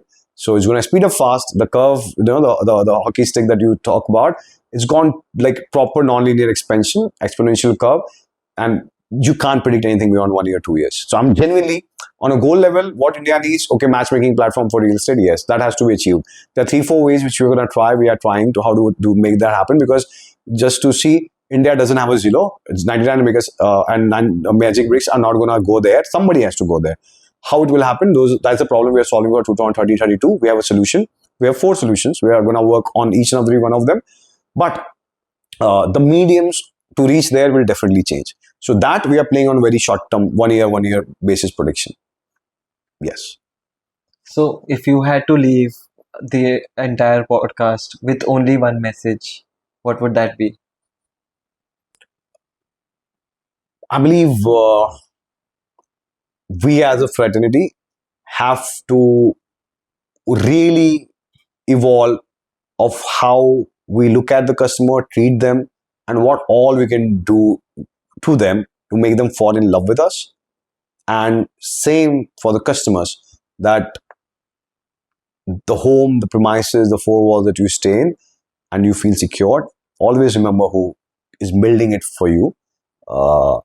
They are taking much more risk than you visualize, and there are many more good guys than the bad ones too. So that is a mix that I would convey as a message that I really want to see, because if these two things come to the same forum, we're going to be a different ecosystem altogether, a lot more powerful. A lot less requirement of marketing will be needed, I guess. But that's fine. Means that's how it should be. Wow. Yep.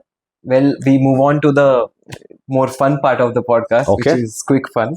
So I will ask you questions. Fair. It's like a rapid fire. Sure. So one marketing decision which you would never outsource. Content. What's one project you wish you had gotten the opportunity to market in your entire career? I was not like capable then, but I would. Like, it's gonna be just Burj Khalifa. Wow. Yeah. India, all the tallest tower of India, we got an opportunity to work with, right? So Minerva, Palais Royal, which is the other. There's one more, right? Minerva. There's MICL one. Am I saying? Yeah.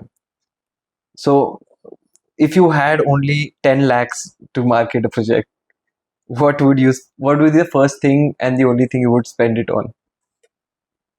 Content, and take the developer face, make him camera ready, make him speak, make people believe in him, and you cannot surrogate any other face apart from developer when you're having a limited budget.